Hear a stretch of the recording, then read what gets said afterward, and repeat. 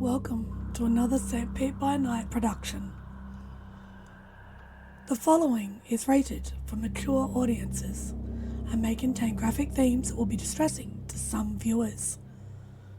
As always, we recommend you ensure the safety and well-being of yourself and those around you at all times.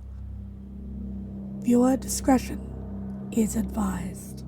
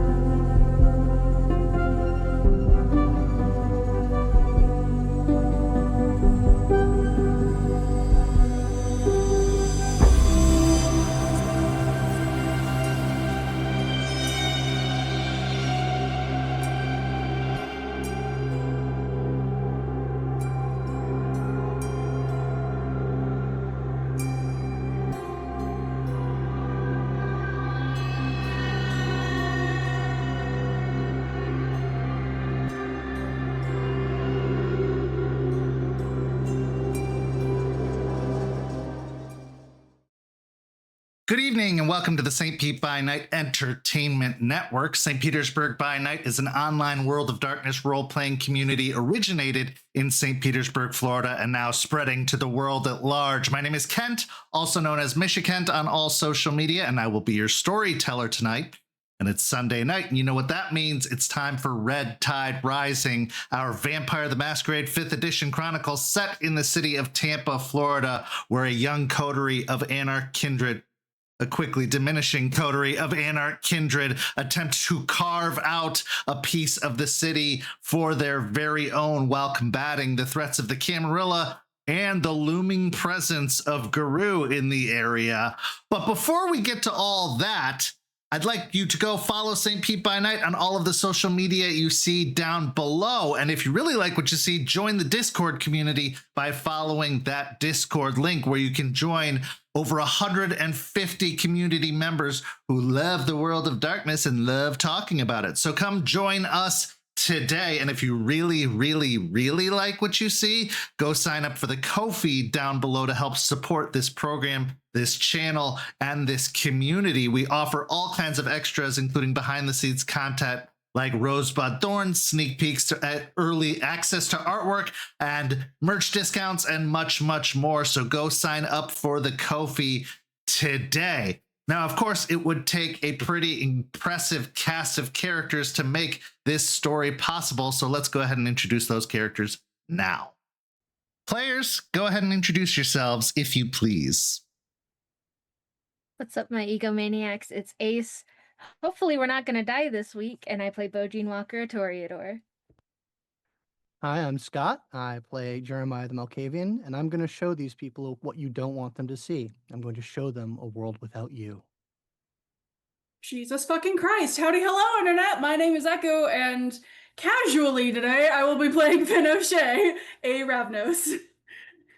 So, from right from the frying pan into the fire, let's get everybody caught up as to where we are now. Last week, we saw Finn have a bit of a confrontation with Beau over the way things have been happening lately, as Finn's life has been at stake on more than one occasion, it seems, as of late, and they are feeling reasonably a certain sort of way about it, as these are people that they've just been introduced to and just been saddled with. So it kind of makes sense. It only got made worse, however, as it was discovered that Goldie had been on their property once more, and that made them feel even more a little bit infringed upon, again, reasonably so. But it seems like there was an understanding come to, an arrangement made between Beau and Finn.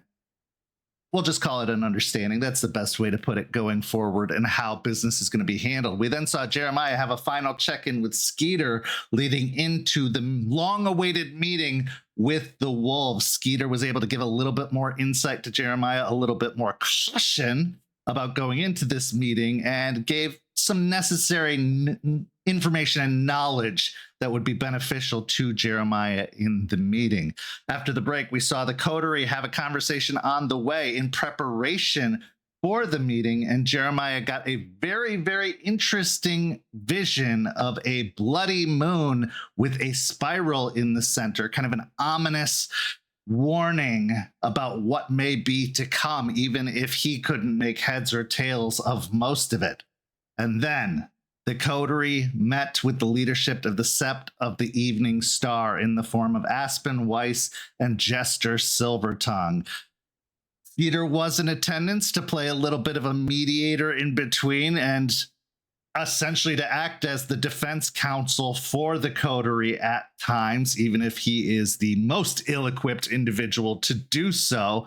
But to say that it was tense at times would be a bit of an understatement. But the Coterie was given a very, very important task, which is to practice what you preach and to take care of some of the lingering issues that they brought to the table in the form of Vesper and the castle, as the werewolves are unable to do anything about the castle due to the agreement they have with the Camarilla. There was a lot of back and forth about this issue, the Coterie saying they could supply information if they needed it, but that they weren't necessarily the best ones to take care of these issues directly. This was unacceptable by the wolves, and they had insisted that this matter be dealt with as quickly as possible as a sort of making up for some of the issues that they have had in the past. And if they are planning to have any kind of relationship or arrangement going forward, the wolves would need this from them. However, they were reminded by Skeeter what shape this takes can vary. Taking care of a problem isn't always a direct conflict or a physical conflict, that there are a lot of ways to maneuver about getting issues taken care of. And even with the danger that the castle and the circulatory system poses, as well as Vesper, it's not impossible to topple a giant with just a single stone in an almost David and Goliath-esque way. That being said, as soon as they were leaving the meeting with the werewolves, they received a very, very auspicious and precarious invitation to attend Prince Edward Baitman at Elysium in downtown Tampa. Will they accept this invitation? Will they be attending a party? Will they be entreating with their enemies, the Camarilla? We will find out tonight. But as our story gets started, we begin with Jeremiah reporting to his employer, Solomon Freed. Herding cats has been an understatement for Jeremiah Lockwood over the past, well, let's be honest, past year almost, as you have tried to manipulate pieces into place to try and make a huge change in the city of Tampa. An ambitious change, to say the very least, as the Camarilla has considered Tampa a stronghold for a very, very long time. But in your time of being present in the area, you've seen the cracks forming, you've seen the issues taking place, and having someone like Solomon Freed as an employer has its benefits and its drawbacks at the same time, because being in debt to anyone kind of flies in the face of the anarch movement. But also, they are a very well-connected individual, and with their ambitions being what they are, it could really help further your goals of seeing the anarch movement topple the Camarilla in the city. But there are at least more than 3 power players in the city. You've got the Camarilla, you've got the burgeoning anarch movement made up of several barons along the coast, as well as Solomon's ambitions to become a baron. And then there are the wolves, and the wolves have made some very, very strong and insistent demands in order to upkeep the relationship between you and them, in order to upkeep the agreement that at least Sulphur Springs could be considered a gray zone, to not be in violation of the treaty that currently exists, a protection, if you will. So on the heels of your meeting with the wolves, you immediately get in contact with Solomon Creed to arrange a meeting of your own, to catch up, to get him on the same page of where things currently stand. So, as usual, you are given an appointment time to meet at the Walk and Roll, a very kind of lower end Chinese restaurant that would often be overlooked by anyone who wasn't really paying that close of attention, and is a perfect place for where Solomon does his business. So you head to the back office where Solomon is awaiting, and surprisingly, Doberman is not present at this particular meeting. It is literally just you and Solomon. So as you knock on the office door, Solomon calls for you to enter, and you find your way to a seat at the desk. Going into this meeting, I would like to ask what's going through Jeremiah's mind. Jeremiah did not come away from that meeting with the werewolves feeling very well. It caused him a hit. He had something of a breakdown when he returned to his haven. The haven being haunted by the cobweb didn't help. But yeah, there was some things that happened that kind of triggered some deep-seated, like before he was even a vampire, stuff. But his mind is still active. His mind is still playing the angles, figuring out how to manage things. He didn't think he overcommitted in the meeting, which is, I think, a good thing. So there hopefully will be some flexibility. But this is one of those instances where he's actually fairly grateful to have the relationship with Solomon. He's fairly certain that he can get aligned fairly quickly with his employer, associate. That's still evening out what the exact nature of the relationship is, at least in Jeremiah's head. So Solomon is sat behind his desk, still wearing the very, very thick, dark shades to compensate for the illumination of the lights overhead. He gives you a winning smile and stands up and gives you a handshake as you enter into the office before the two of you sit down. Hello, Jeremiah. Solomon, how's things? That's a loaded question. Give me a moment. I just need, and Jeremiah's going to look around, bring up his heightened senses, to make sure that there's no rats in the walls or otherwise other things listening in. There's a bit of paranoia to him. Sure. Give me a wits and awareness.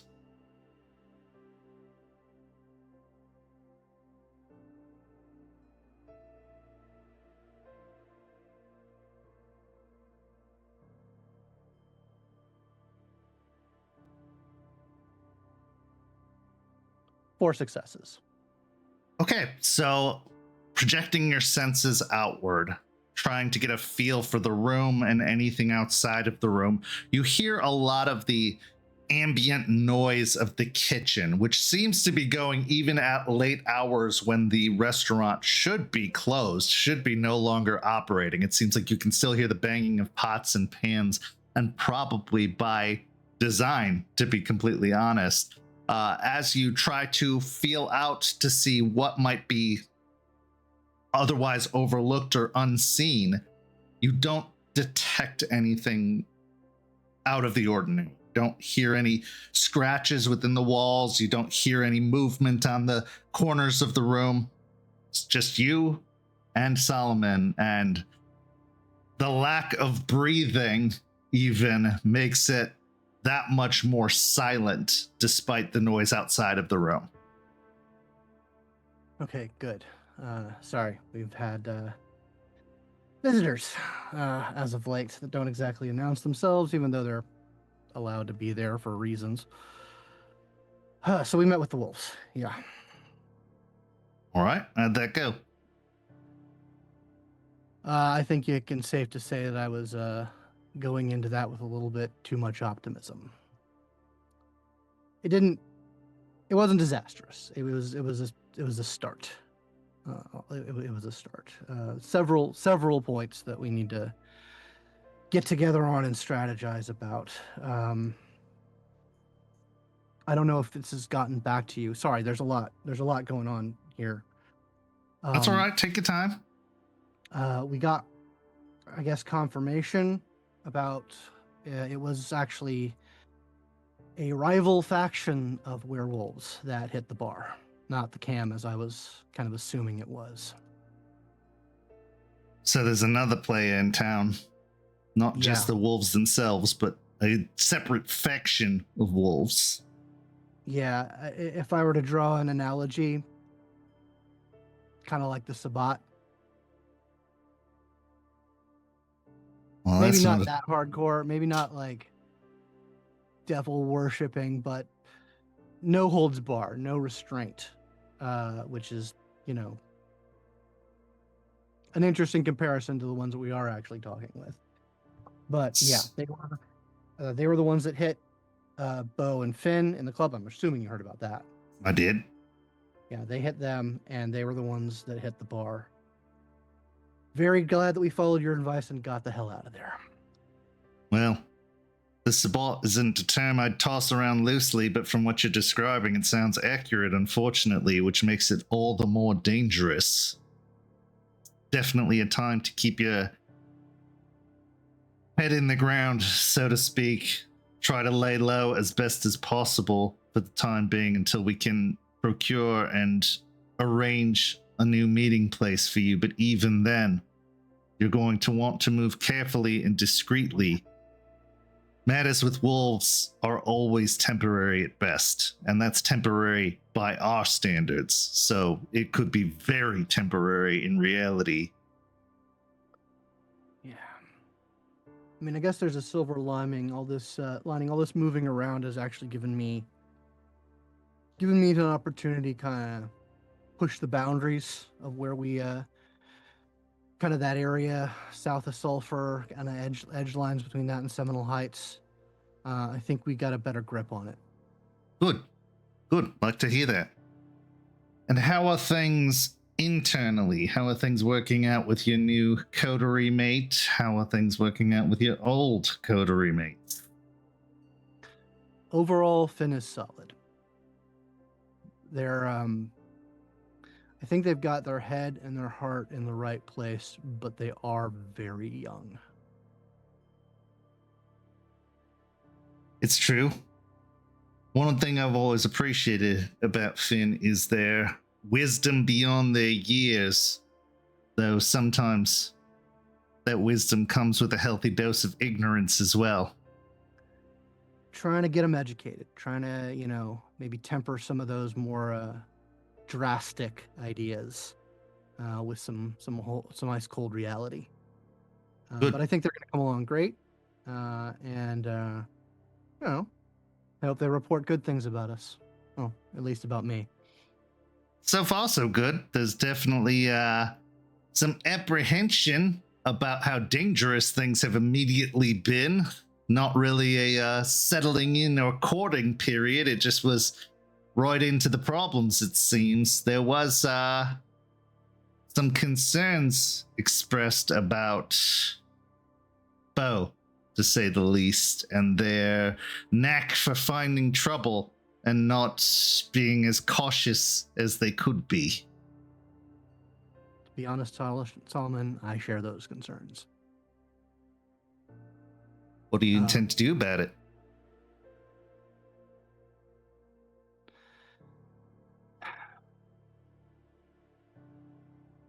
I am As far as Beau himself, I am trying to reinforce the with each new catastrophe, trying to reinforce the consequences that flow from actions. It's also an education process. I have tenuous hope that they'll figure things out, that they'll stop being dramatic and messy just for the sake of it, it seems. My biggest concern right now is the baby.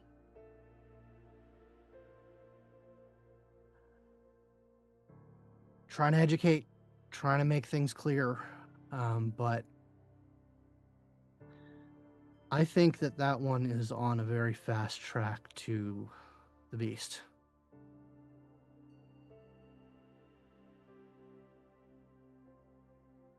Forgive me for putting it this way, but I don't know of a better one. What's your breaking point, Jeremiah? When is too much too much? Because, sure, with every, as you put it, catastrophe, there's an opportunity for learning, but with every catastrophe, there's also a great amount of risk, and it puts everything you're attempting to do in harm's way and draws a lot of unnecessary attention your way. I think if there's a more than quickly remediable threat to the Masquerade, I think that's where we got to draw the line. And as much as I understand, leadership has its responsibility, I think I'm going to definitely ask for the 1-2 punch when it comes to pull that trigger. You have it. Good. I think if we can distribute the responsibility on that one, it'll be better long term. As much as we criticize the CAM for their archaic methods, for their outdated beliefs, there is some wisdom in the traditions they created. And one of those traditions is that the sins of the child fall upon the father. Perhaps that's something to not cast aside so lightly. This was an impulsive decision, which was already bad enough, but it's something that we deal with all the time in the movement. But there comes a certain amount of accountability, a certain amount of responsibility in spreading our wealth, as it were, in creating more of our kind. If that responsibility isn't there, the longer it waits, the more risk there is, the more harm can come of it. Not just for the individual, not just for the sire, but for all of us. Every small mistake adds up in time. There are those out there in this world watching for that slip up with razor focus, and with how, well, chaotic things have already been in this city. It's only a matter of time before something comes kicking down the door, something that we aren't meant to face, and something that we may even have to find ourselves running from if we can't quiet it down. I wholeheartedly agree. The accounting is something that, interesting and valid in theory, but I think we can enforce it in a way that is not in opposition to our ideals. The Masquerade, on the other hand, we have to. We can't fuck around with that. I agree. We can, but sometimes we're forced to do things we don't want to. Sometimes we're forced to even go against our ideals to ensure that we can enforce those ideals another day. Because There's a reason McNeil and Santiago put it in the status prospectus. It is part of our ideals. Yeah. We'll do the best we can, but I'm going to be completely honest with you, Jeremiah. As much as I have invested in this area, as much as I have put work into creating something here, if I have to, I am not afraid to uproot and try again somewhere else. I'll fight for it as long as there's a fight to be had, but it's going to be a fight I believe I can win. If it's a fight that is pointless, I'm not going to risk my unlife and an opportunity to chance again over a irresponsible sire and a terrible childer. There's a reason I have landing places all over the southeast. I'm kind of right there with you. I like what you and I have. I think that there is a good understanding in relationship, and I believe if anyone's capable of doing a great deal of good for our movement, it is you. Just bear that in mind, that your abilities and your ambitions extend far beyond just this small piece of property, just this small group of individuals. You're doing the good work that is going to take us to the next level. Don't sacrifice it all for,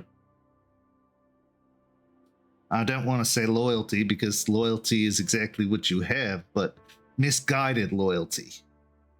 Oh no, don't mistake me. I believe in supporting the comrades. I believe in solidarity and all that, but there is a point.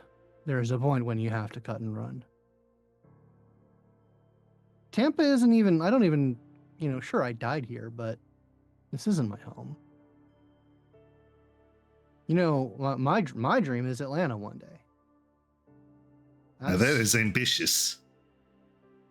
Just got to survive long enough, Maybe move the needle here, get it where it needs to be, move up to Tallahassee, so on and so forth. It's the one thing that I try and keep nailing into their heads. Our strength is patience. More than any trick of the blood. Patience. That's right. If now's not the time, there's always another time. We aren't at risk like the elders that came before that took it for granted. We have that time. We have that ability to be patient. And we have the ability to go wherever the wind takes us. We're not bound to this area. We're not bound to this choice. It's just the most profitable one at the moment. There's an opportunity here, and it would be a shame to see that opportunity squandered, but there's always another opportunity around the corner. Yeah, I'm right there with you. Let's move on to the wolves. We can philosophize all day, but yeah, it was tense. I'm not gonna lie. I think I might have, with my conversations with the Ratkin, he painted a pretty rosy picture, but the reality came crashing down pretty quick. They may be the liberal ones, but they are zealots.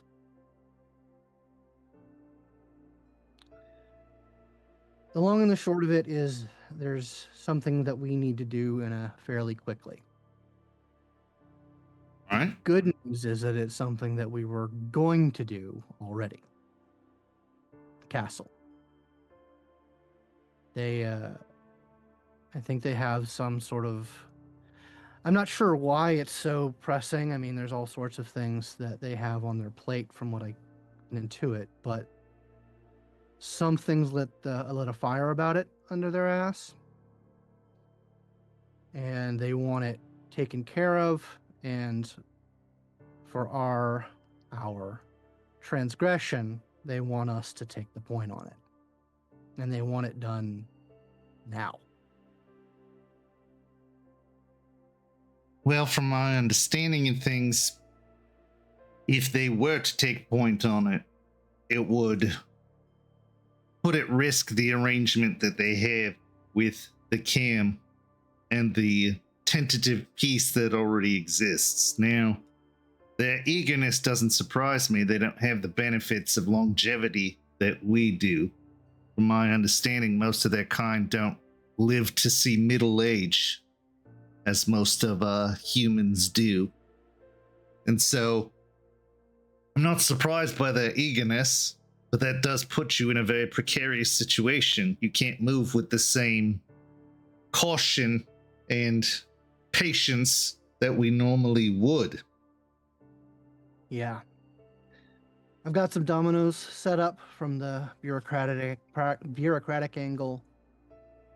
Beau and Finn have already started to work on some things, but whatever you've got in the bag, whatever dominoes you've got set to ready to go, we need to coordinate and get it done. All right, then I will put some things in motion and expedite my end of things as best as possible. Luckily, Okay. the Ratkin are going to work with us on this one. I think they're more motivated for coexistence. Interesting. Yeah. Well, they're underdogs, and I think there's some kindred spirits there, even if there are some incompatibilities. Well, I know that a good number of rats tend to come from New York, and New York is even more of a melting pot than here. There's wolves, there's leeches of vampires everywhere, kindred everywhere. There's so many possibilities up there that they probably have seen the best and the worst of cohabitation in their experiences.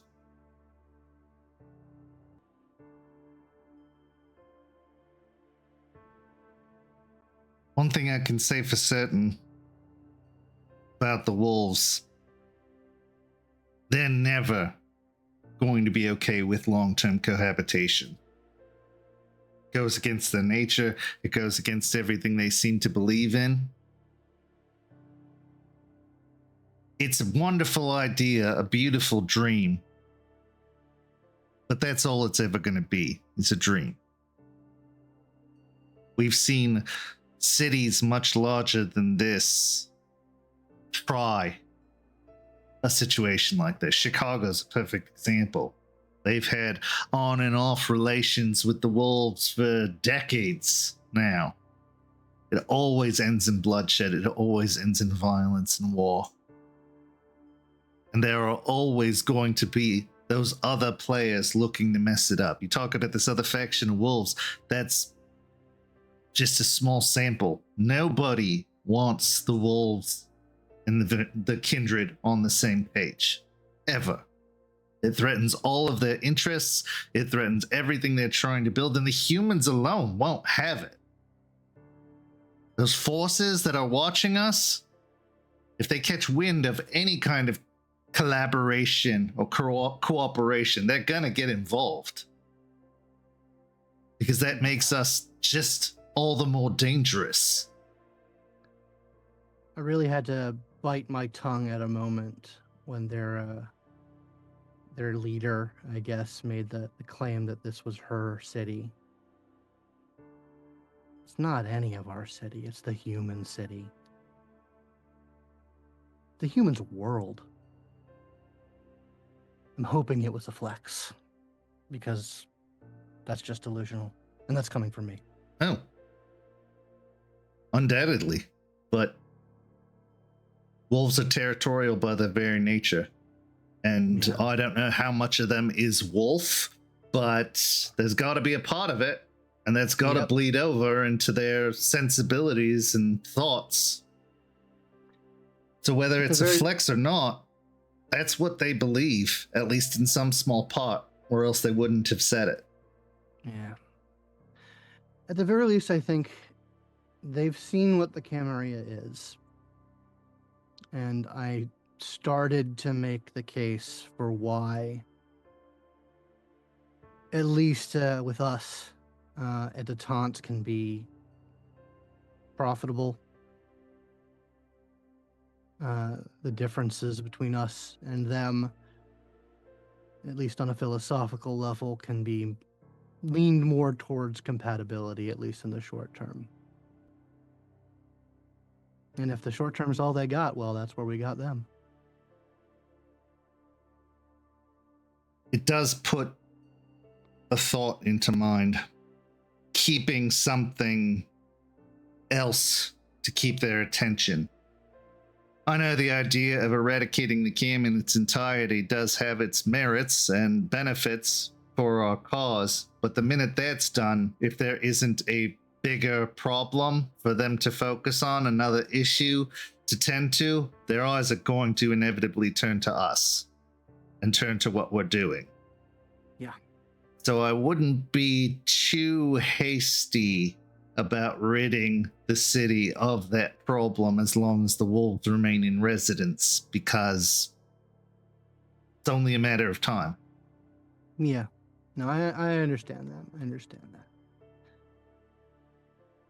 But thinking in the short term, based on their comments, at least partially why they're gung-ho on the castle is what happens at the castle. I, of course, didn't mention that our reasoning for being okay with this direction is because they're competition. I mean, I don't like the way the castle does things. I don't like humans enslaved and the whatnot. I don't like that. But it had me thinking is we need to start thinking about ways to handle the trade that doesn't spark immediate ire. If it's a problem for them now, it's going to be a problem with us eventually. If you have an idea, I'm all ears, Jeremiah, but I think one way or another, no matter what we do, they're not going to be okay with it. We're predators by our very nature. It's what we do. We need to feed to survive. I know. I've got arguments at the ready. I've got things that I'm thinking up. I've been putting my mind to it. I've got some thoughts, private hematology center that pays top dollar for blood donations, et cetera, et cetera, et cetera. Well, keep me in the loop and keep me appraised of it, because I can't put the entire business on hold. It's what gives us a foothold in this city. It's what makes us profitable, I get it. Powerful.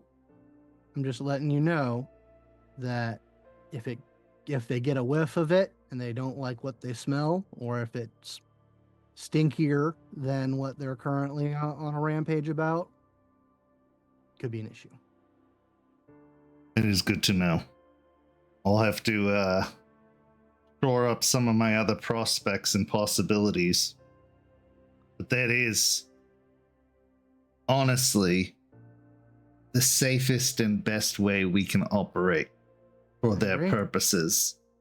So either they have to get on board or they have to get out of the way, because without us, without the trade we're looking to create or to assume, it's going to be chaos. It's going to be messes all over the place. You've seen it, even amidst your own coterie. Yes, I agree. And I think that may be a future conversation, showing them that it's better than just free for all. It's better than every kindred out on the streets trying to get theirs, the old fashioned way. As long as I'm just saying there's going to be some compromise, I think, in regards to the methodology. We'll see. Or it could just be them continuing to turn the screws unto the inevitable conclusion that they're looking to reach. Yeah. The only other major thing that came up was Vesper.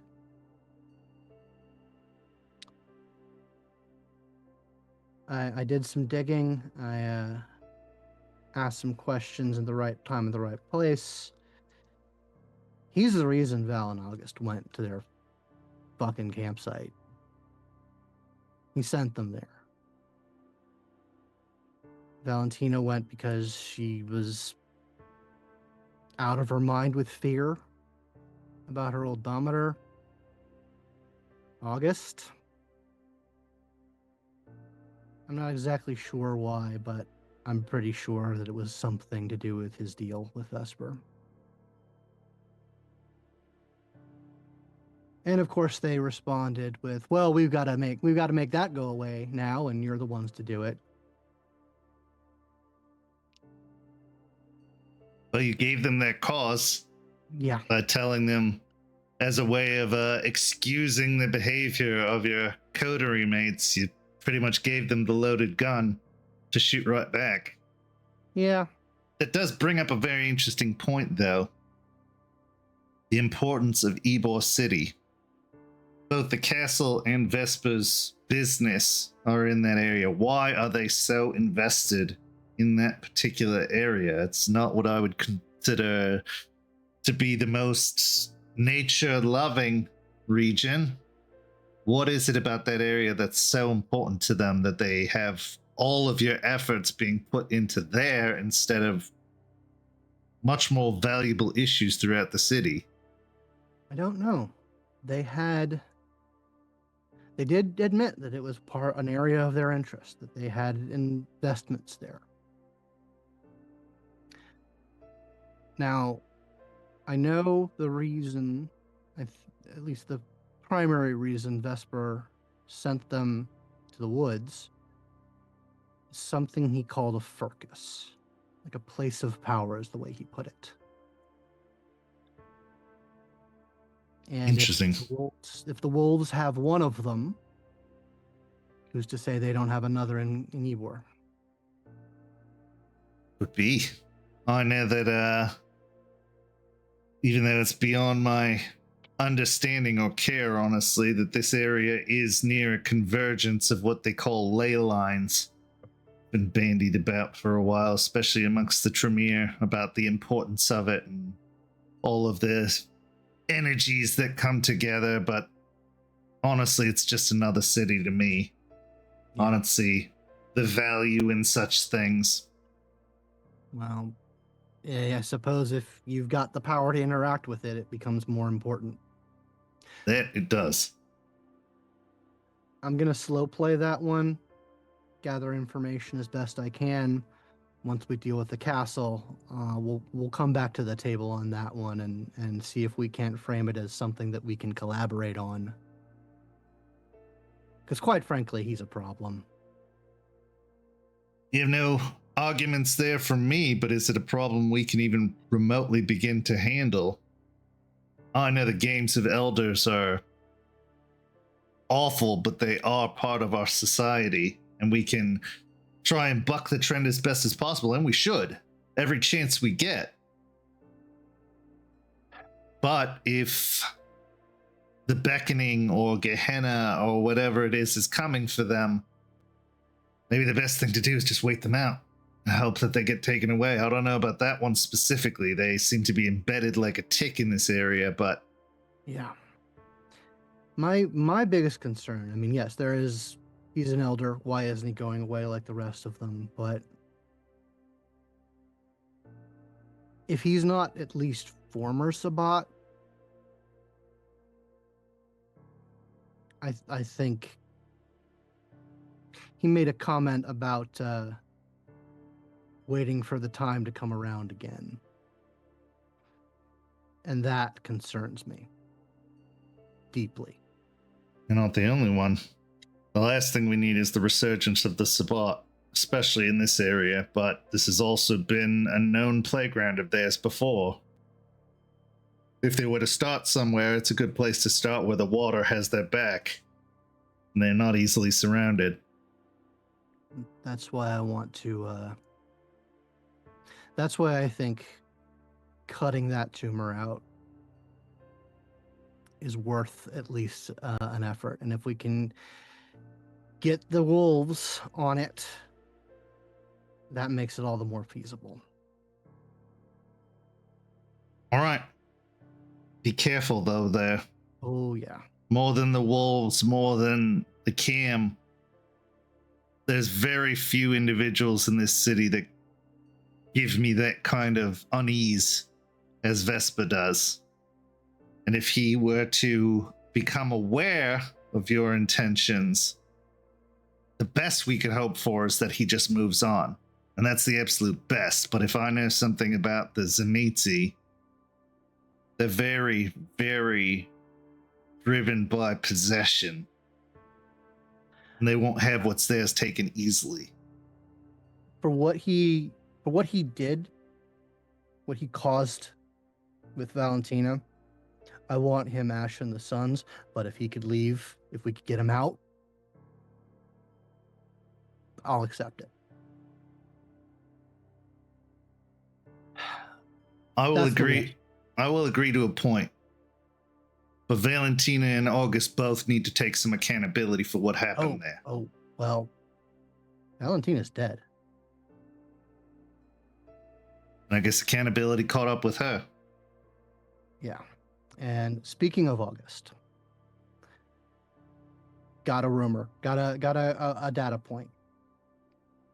The rats told me that they saw him in Clearwater about 6 weeks ago under heavy guard. Didn't look like he was there voluntarily. I know that's a stale bit, but it's a point. I wouldn't call it stale as much as everything you need to know. He's either turned tail towards the Tremere and the Cam, or he's as good as dead. Yeah.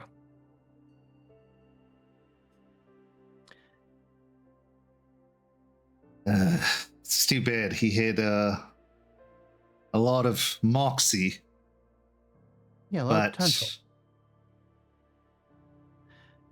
I'll keep my ears open about it. That's But- all you should do.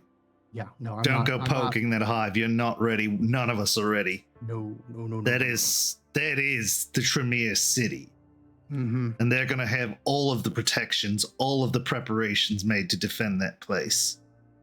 No, after the shit he pulled, he's got to buy. If he ever comes out of that and comes back to us, he has got a lot of crow to eat before I'm going to put my ass on the line anywhere close to that.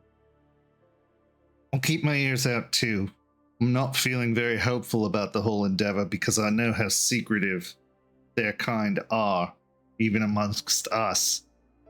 But if I see an opportunity to make it big, I will. But just like you, I'm not willing to put my neck out for this. These are the consequences of their actions. I wholeheartedly agree. All right. Well, Well, there's one more fun bit, and he will pull out the invitation and slide it over to him. That was on our car when we came out of the meeting with the wolves. of course it was. He picks up the invitation and looks at it before tapping it on the desktop. What is he up to now? If I had to guess, I think the prospect of a anarch werewolf alliance has him shitting his britches. He wants to probably regale us with the opportunity to let bygones be bygones and throw us into the wolves' den, for our own good. I intend to go. I know Beau and Finn are gonna do it. I intend to make a statement, but not overplay. All right. I think it's worth it to learn what we can. Oh, I Maybe make agree. Maybe make some contacts. Maybe get some of the young ones a glimpse of freedom. It's also a good chance to see where their heads at, where their motivations are. If they're more concerned with the wolves than they are with us, that's not a terrible thing to have and to keep as best as possible. Because I make no mistake that part of the reason we move as freely as we do is because they're distracted. If they wanted to come in here and cause a problem, they could. And they haven't yet, at least not to the extent that I expected them to, especially considering how much noise this area's made as of late. But I am curious, and they have a saying, curiosity killed the cat, so be prepared. It's probably a trap of some kind. Oh, yeah. No, I'm gonna talk with Beau and Finn about not doing anything to get us killed, but taking it as the opportunity that it is and the trap that it also most certainly is. I would do more than talk, Jeremiah. You've warned them about things in the past, and they've stepped right in it regardless. I'll make it clear. This isn't a moment for the glorious revolution. It's a moment to check the water, see how the sharks are swimming. They don't give second chances, especially for us. No. But if they are, well, I mean, hey, if they've got their panties in a wad about the wolves. By the way, proper term is Geru. That's what they call themselves. I mean, we have our own fucking hoity-toity terms. Why don't they? Why not? Why not? Well, if, and hopefully never, if I ever have to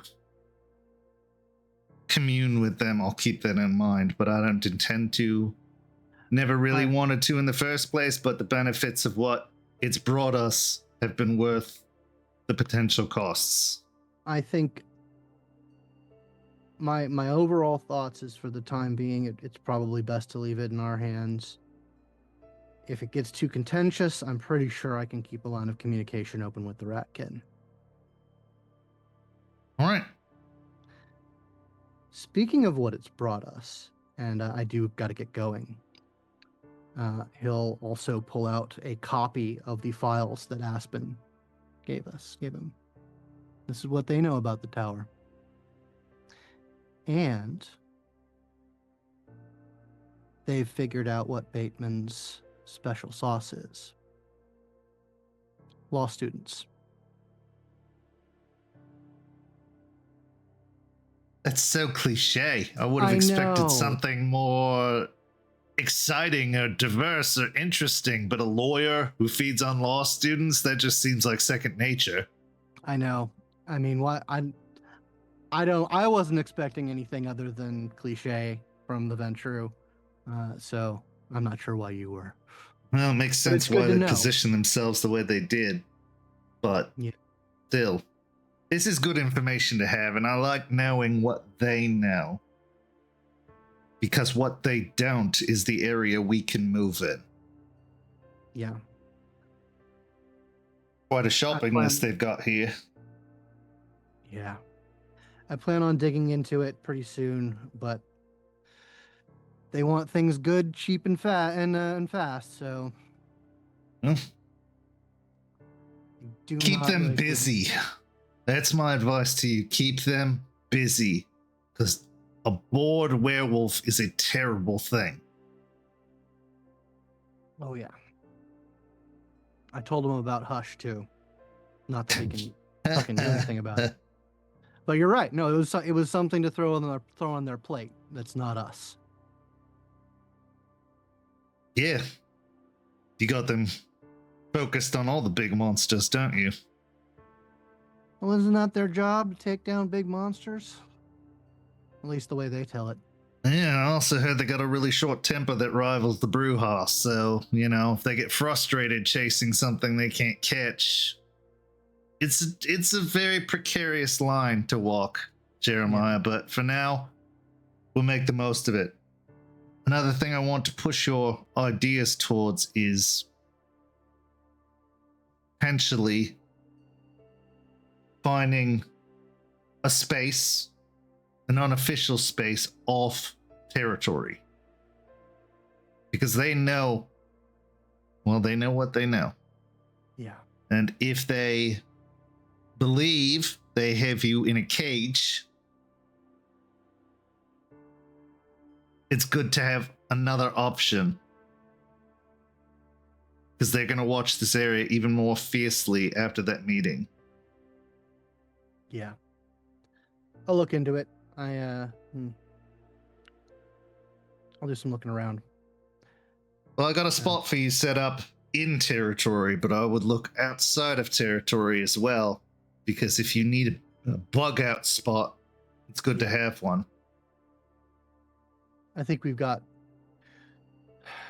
with the liquidity after the bar happened, we didn't get the full check, but I siphoned some resources. We can probably dedicate to find a safe place where no one knows where to look. Good. Good work, Jeremiah. This is all very, very helpful. And hopefully it all turns out for the better. Does have some concerns brought along with it, but I think if anything, this buys us time for now. But one day it's all going to come undone. And I'd rather we're secure and ready for that than caught off guard. I agree. All right, I won't keep you. Get to your business and keep me apprised of any developments or changes and watch your back in there. There's nothing I can do for you in there. I know.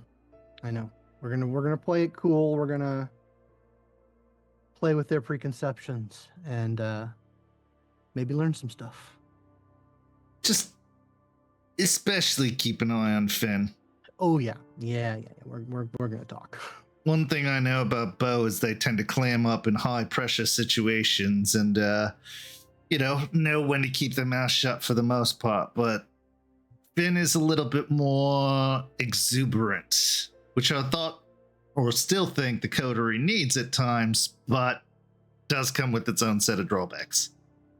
I'm gonna make it as clear as I can. All right. Be safe. Till next time. You too. I'll extend the hand for a handshake and takes your hand, gives it a good firm grip. As you leave, what's going through Jeremiah's mind now after speaking with Solomon? He's a bit more steady. It felt good to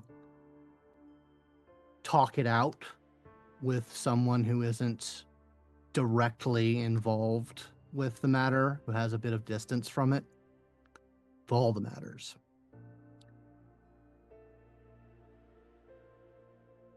There are still so many spinning plates, but the wobble has reduced. For now. For now. Unsteady times sometimes call for unsteady measures.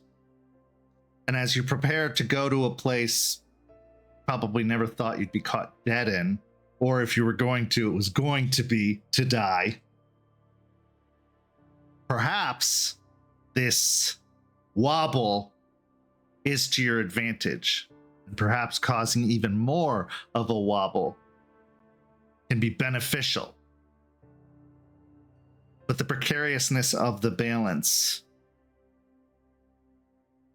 that is where you live. That is where you survive. Chaos is coming, undoubtedly. But can you make it a controlled chaos? We will see. We now transition to our next scene. Beau, our scene begins at your newly rented apartment. And by newly, I mean it's been a few weeks at this point, but knowing that you had to vacate the bar, knowing that you had to set up elsewhere, and the security and safety of Solomon's Spot coming into question with Bethany's addition to the mix, you've sought out a place of your own for the two of you to share. Now, business has kept you very, very busy as of late, and you haven't had as much time with your sister Childer as you would like. And you know that things were already precarious with Bethany to begin with. This insatiable hunger that seems to plague them, this adjusting to the kindred lifestyle. It really puts into perspective your own experience.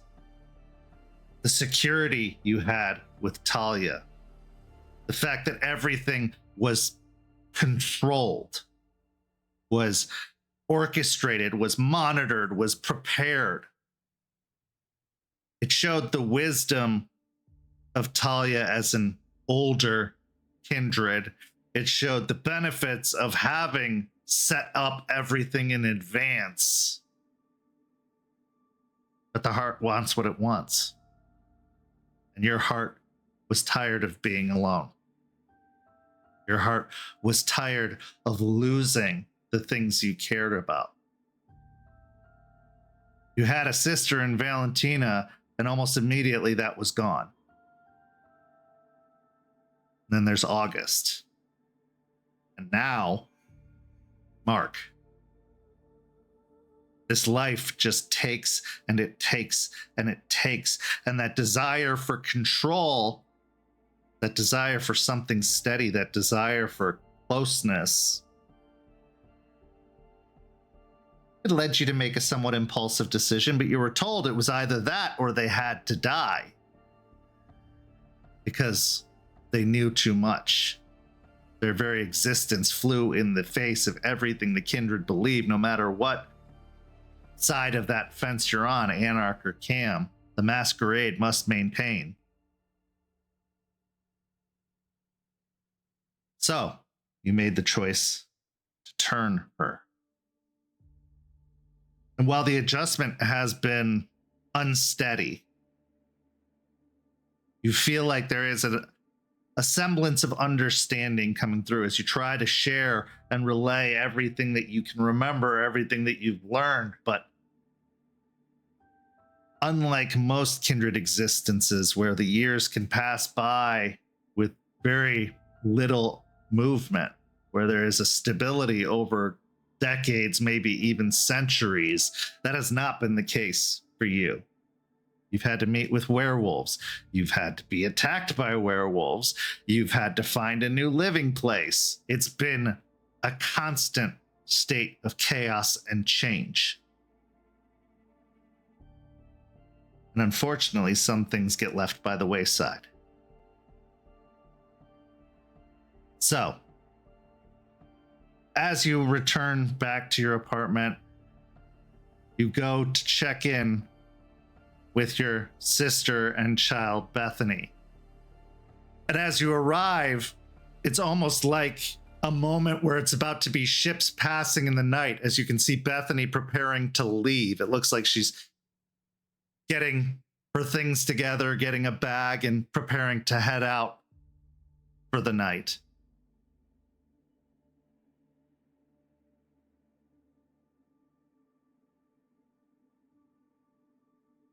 Hey sis, just passing through. Where are you going?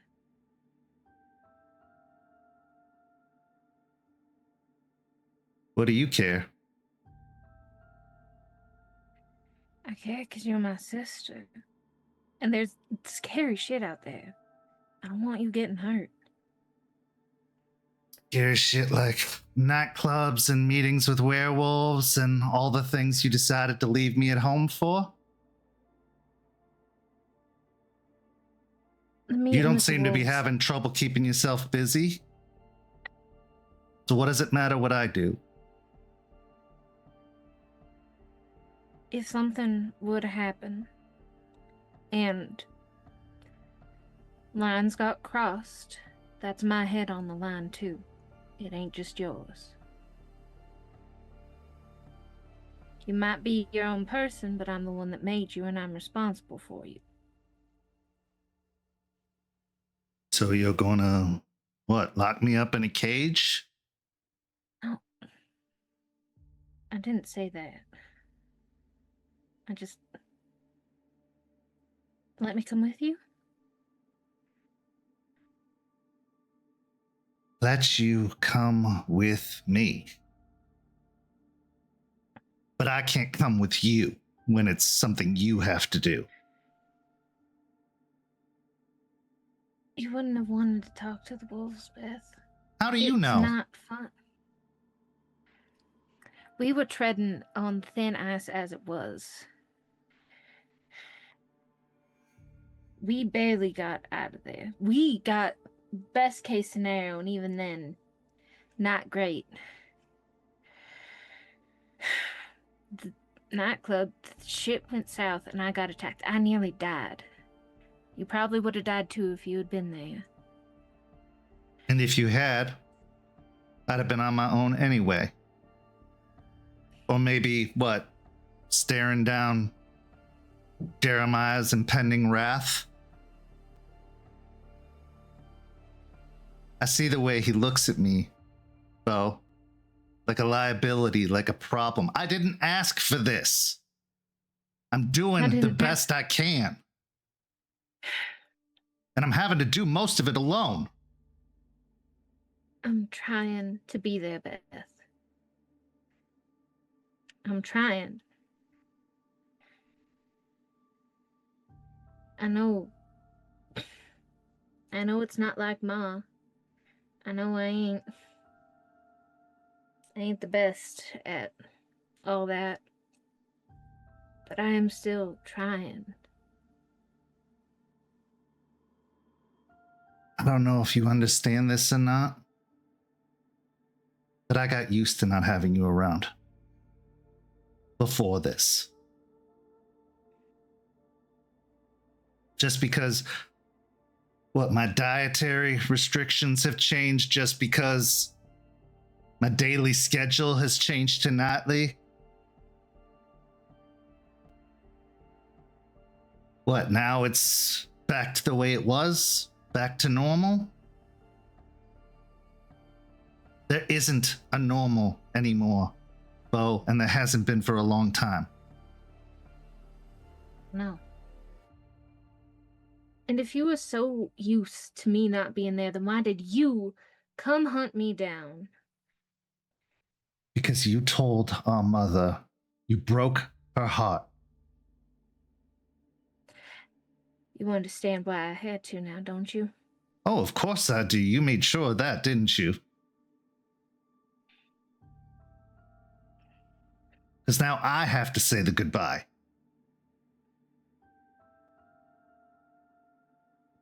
Listen, I'm hungry. I'm tired. Don't want to fight with you. I know you did what you thought was best, and I'm trying to let that be enough.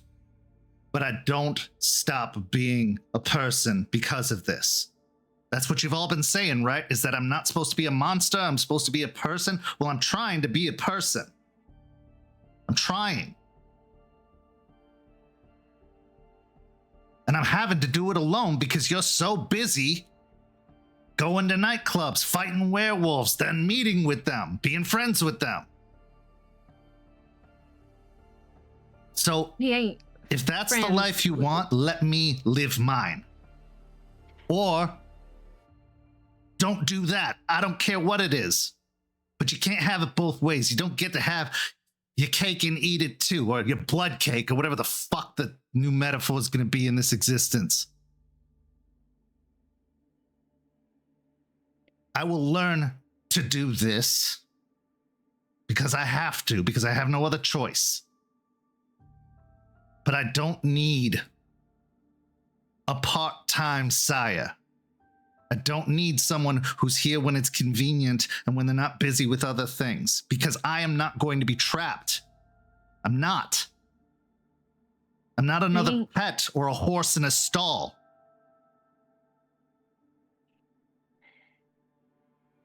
I ain't trying to trap you. And I've been here as often as I could be. You think that if I could be here every day that I wouldn't be? You went to I a wanna- nightclub, Beau. Don't give me Because- that. What? Because of what? Was it an I- important assignment? Business? It was a co-worker bonding.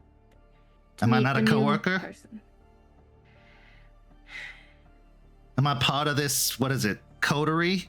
Or am I just a liability, a responsibility, a pet, a mascot? I go You on the ain't a- mission to the graveyard, and there I'm super useful because I know how to break into places. But then when it comes to meeting with werewolves or what, bonding, then I just stay home and wait with my tail wagging until you get back.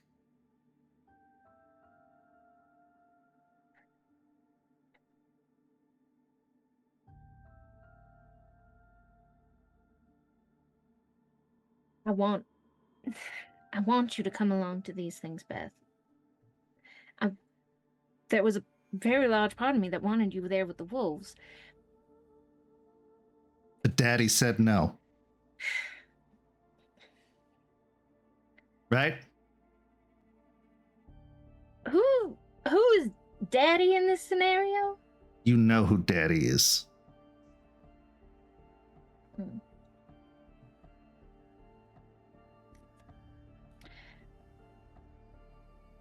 I also saw it best for us because you tend to get quite hot-headed and trying to keep the comments to a minimum would have been a hassle when dealing with a very volatile situation where we were lucky to walk out with our heads. And then what would I have done? Then I would have really been alone. We all died there. So maybe I should just get used to it, right? Because these situations are so dangerous.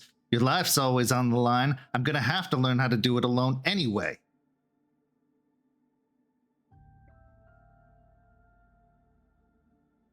You're going to keep throwing yourself into danger. This is why I asked, why don't we leave? If it's so dangerous, why are we here? Now I've been given a mission that I can't leave. Why not? I have to be... The wolves... They're going to chase you? No.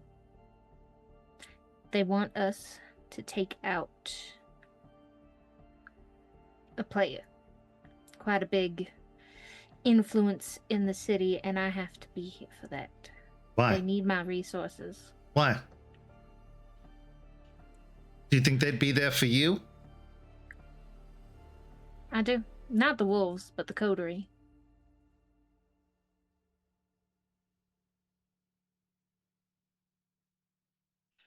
That's fine. I'm glad that you have someone you can be loyal to. I'm glad you found people that you can be honest with.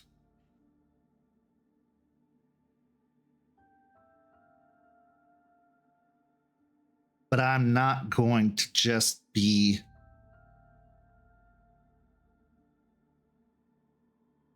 I'm not going to be a therapy animal, Beau.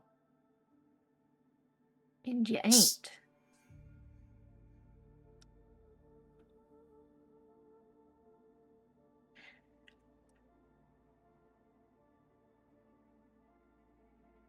You're my sister. You ain't an animal. And I'm You're someone that asking you for us to go somewhere safe as your sister, as your child. I'm asking you, why do we have to be here? And the answer you're giving me is for them, not for us.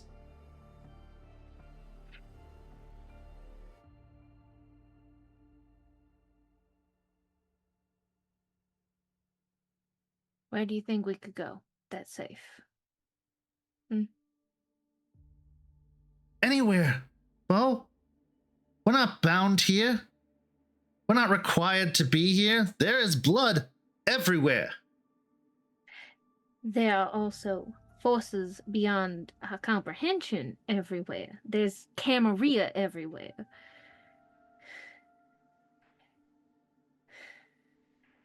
We could We're gonna set up in a small town. Just the two of us. Doesn't have to be a big city. We're used to country living. What do we need to be in the center of it all for? I know these Camarilla types, from what you've been saying, they prefer the big cities. They prefer the places with all the resources. We don't need none of that. We don't. And what about everybody else? Who gives a shit, Beau? Mom, What about everybody else? Mom, Mary, Tyler, Uncle Henry, what about them? The more we get close to them, the more they die. Mark proved that. You said goodbye, mean it. Let's leave.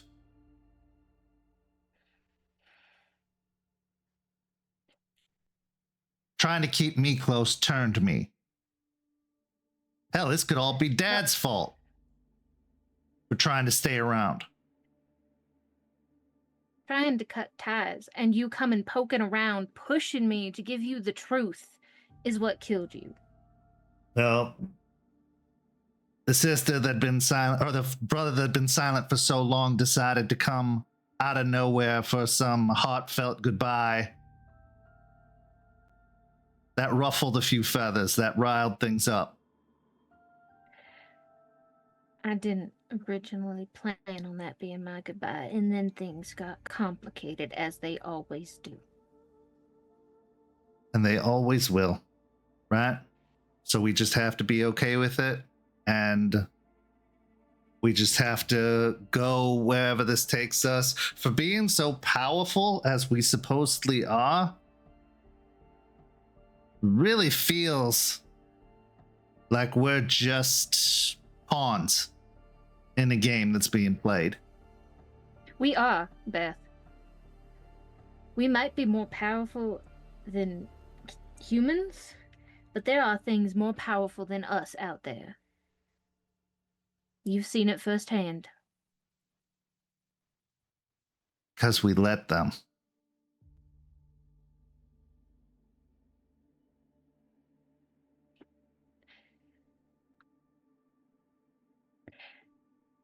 Am I wrong? Because we let the Solomons and Jeremiahs and Vespers run the show? Because we keep our place? Keep our heads down? Follow the rules? You think I want to let Vesper push me around? You ask for it! Yeah, and now that I've paid that off, I don't intend to go traipsing with him again. I don't intend to get in bed with him again, in any sense of the word. Did you intend to in the first place?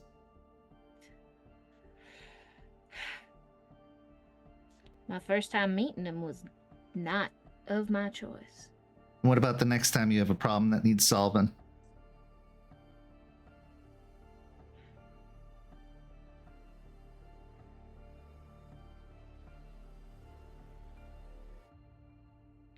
And if not him, then who? Who's the next sugar daddy? First Talia, now Vesper. Who's next? Because wherever you go, I have to go, right? Whoever you're in debt to, I have to be in debt to, right? There's nobody else anymore. I'm relying on myself. Well, you can't change your personality overnight.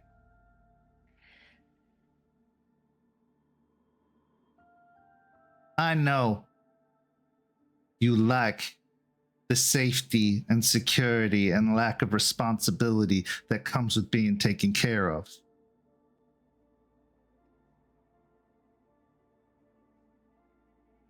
Of knowing someone's watching over you so that you can enjoy playing music, Living free?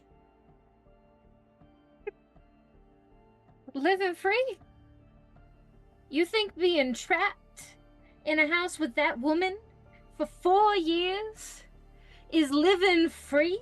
You think being a dog to every fucking manager who wants to take me on is living free? You think this life is living free, Beth? You're doing it to me. So maybe it is. Why are we here? Why are we in this apartment? Because we need a place. Would you rather live out on the streets? I could get my own place. You got a job? I had one.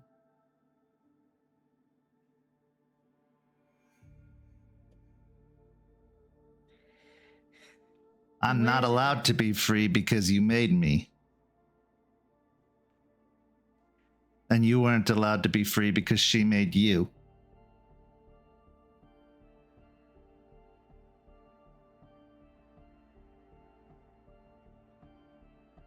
You said it yourself. Anything I do comes down on you. Yeah.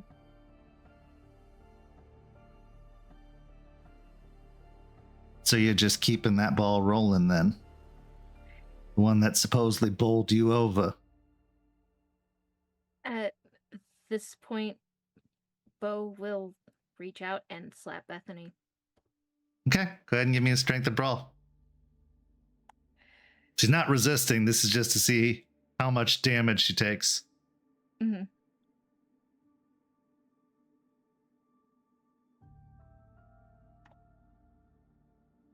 Oh boy. 1 success. Okay. Maybe it's because your heart's not in it. Maybe it's because it's never been your strong suit. Maybe it's because you're just not a violent person. That this reaction comes out of you instinctively, but not with the power behind it. But it does make contact.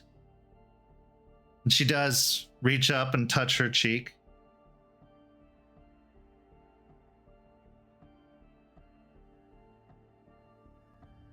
She looks at you, and the lifelessness of her eyes becomes even more apparent as she just says,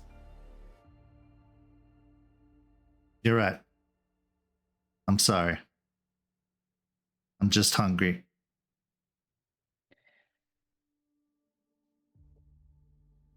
Let's go get you something to eat.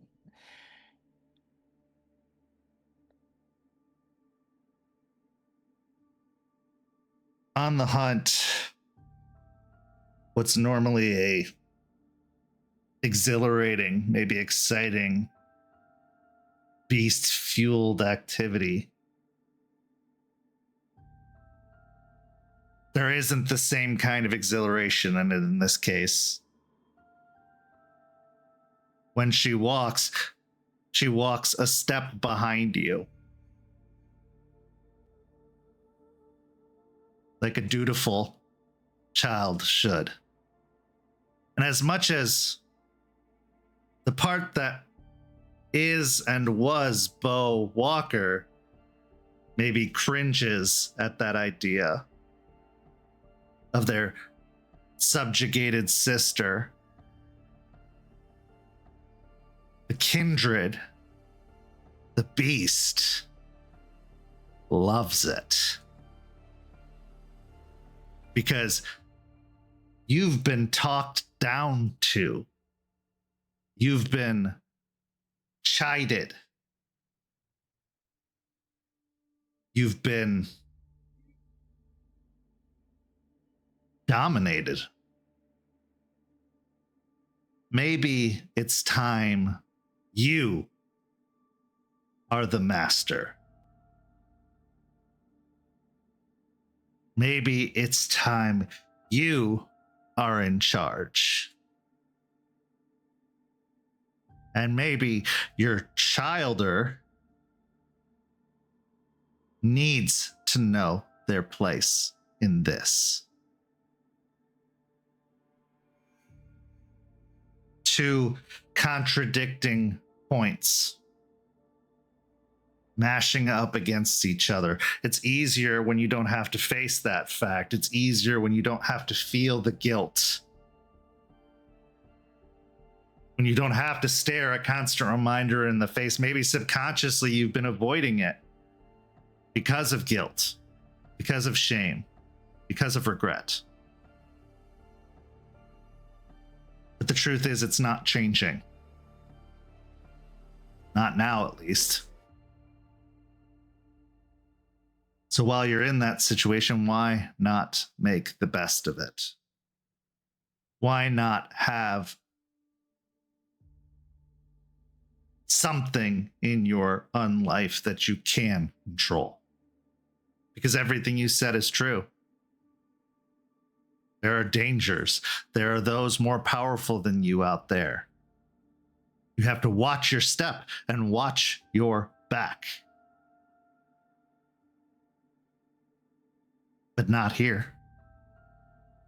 Not with her. And with a little bit more blood, maybe not ever again.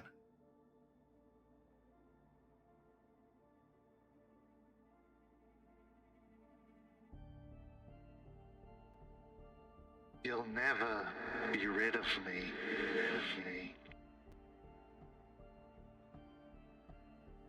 Those words take a whole new meaning now. As perhaps, in some small part, in this moment, you know what it was to be Talia Saphira.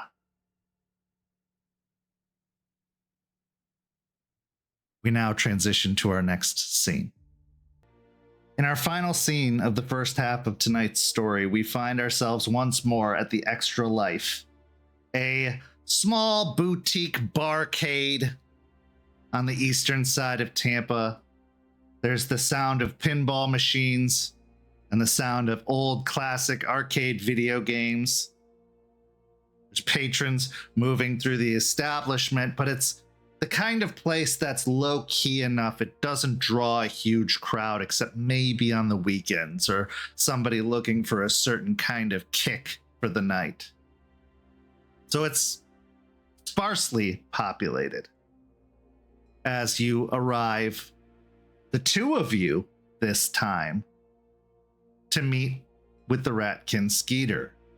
Now, Finn, this is your second ever meeting with Skeeter, and you didn't really get a lot of time to talk at the meeting with the wolves, and for very good reason. It seemed like Skeeter was on full-out defense mode, trying to stop it from going tits up, so to speak. But now, in this environment, there's something really soothing about it. The dings and bells of the pinball machines, that smell of alcohol in the air, the relaxed vibe of it all. This is a place people go to unwind. This is a place people go to dive into nostalgia. With the private rooms, with old retro video game systems, Ataris, Nintendos, Super Nintendos, Sega Genesis, even GameCube. There are just escapes after escapes after escapes. And what really appeals to Finn more than a good escape? I mean, that's in essence part of their identity. Being a VTuber is being someone else, is stepping out of oneself to a certain degree, wearing a mask of sorts. So this feels right at home.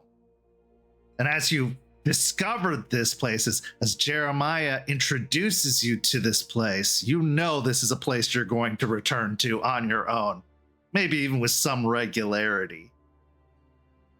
There's a back door that's propped open, and you can smell the scent of cigarette smoke as they have a little smoker's patio out the back.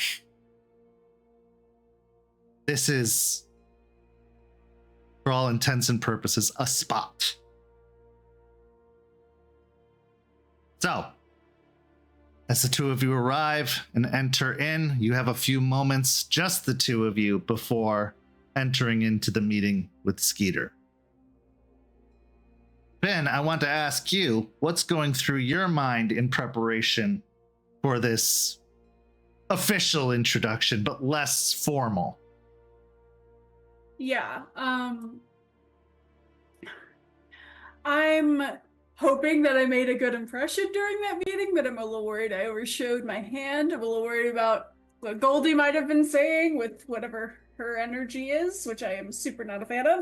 But he seemed jovial and stuff, and I think we can see eye to eye. It's just omitting a few things, hopefully.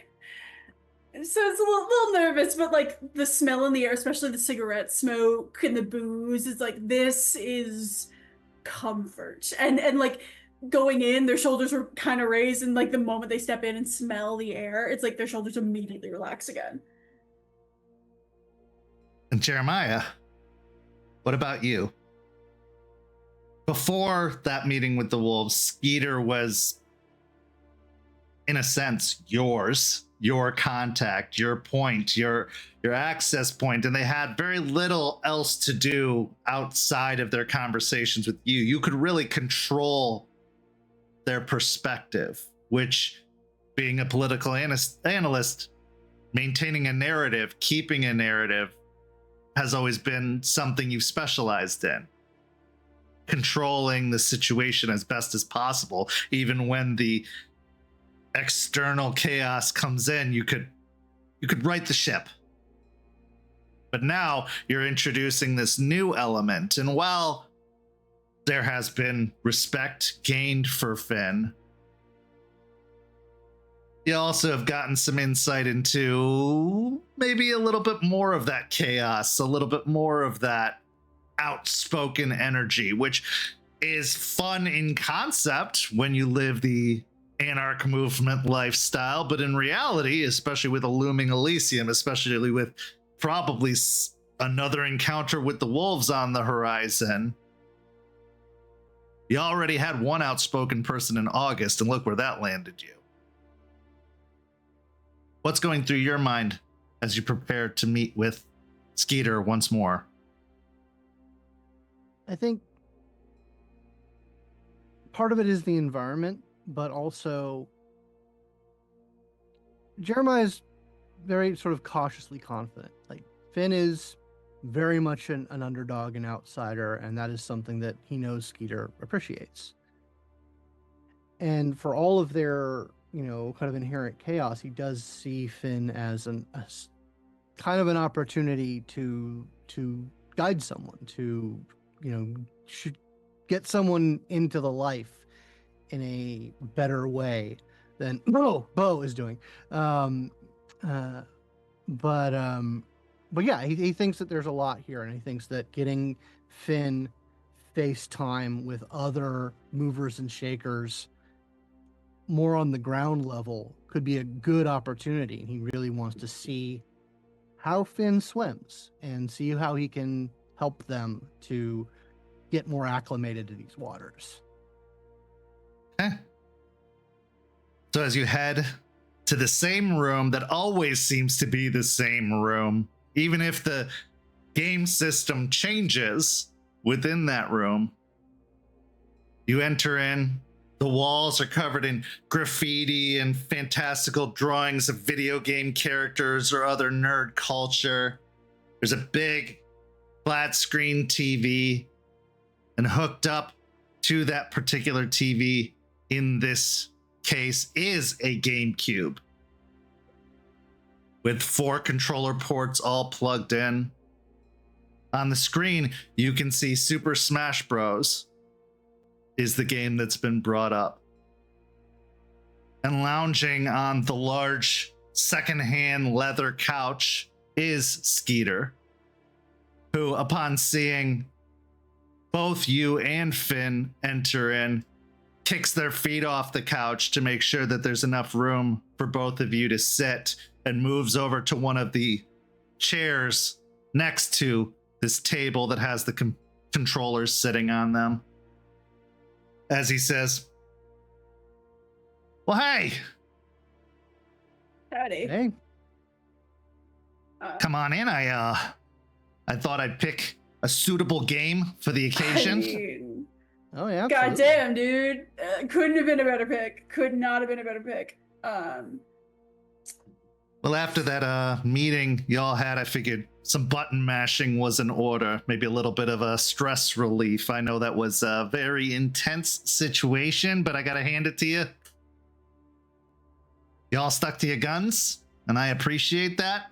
You made your points very clear. As I had told you, Jeremiah, they are on edge, to say the very least, and for good reason. I have to defend them on that point. They've had a lot of issues as of late, and are especially bitey. No offense. I saw those teeth. They were out. Yeah, it's, they got claws and teeth, and I respect Jester from like the life, you know, but like, shit, dude, it's never meet your heroes. Well, what y'all want to talk about?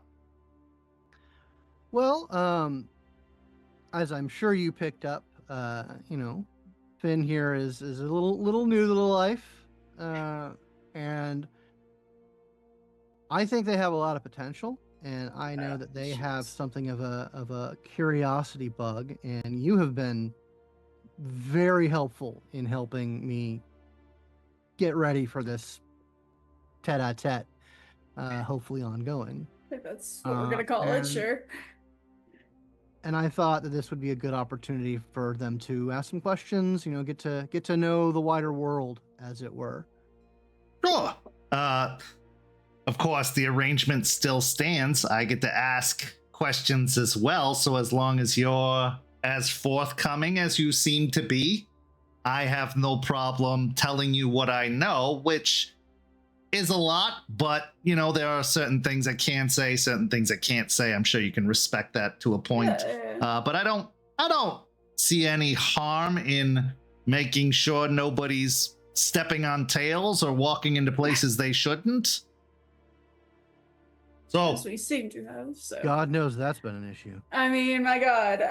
Well, I got a long list of shit, but more importantly, that's a new thing for them. They're not just constantly like that all the time, because I can't imagine having a stick that far up my ass. Constantly, like all the time. Like, if it's a new thing, I get it. But like, my God. You said, I was told hippies, and that was not that at all to me. well, you caught them on a bad day. That's for certain. And they already have had time to let this ruminate, build up, and everything that's been going on. And then they basically got socked right in the face right before your meeting. And so they're still sort of reeling from that. And as I'm sure you've become aware, they have very high temper issues already. So, Yeah, shit, I thought I was angry. well, yeah. Yeah, I get that.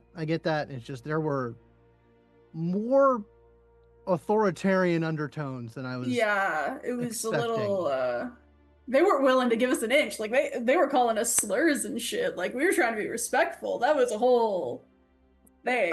I will admit I was caught a little bit off guard by that as well.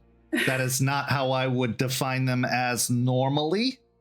Okay. But also they were walking into a situation that I think neither of you was looking forward to. And I think that especially after the, let's just call it transgression by those that weren't even there to look it in the face, Lucky them. Lucky them. Lucky Well, them. yeah. Valentina paid. Yeah. For sure. And that's, I'm sure, didn't help matters, to be honest, as they potentially thought maybe a hostage release situation would have been establishing enough of their importance and strength in the situation. So there may have been a little bit of that to consider as well in the mix of it all. But I also know that the similarities you both have in what's happening come from two different perspectives, right? Like, Right. you see an authoritarian regime that's keeping your people down. They see a threat to all living things.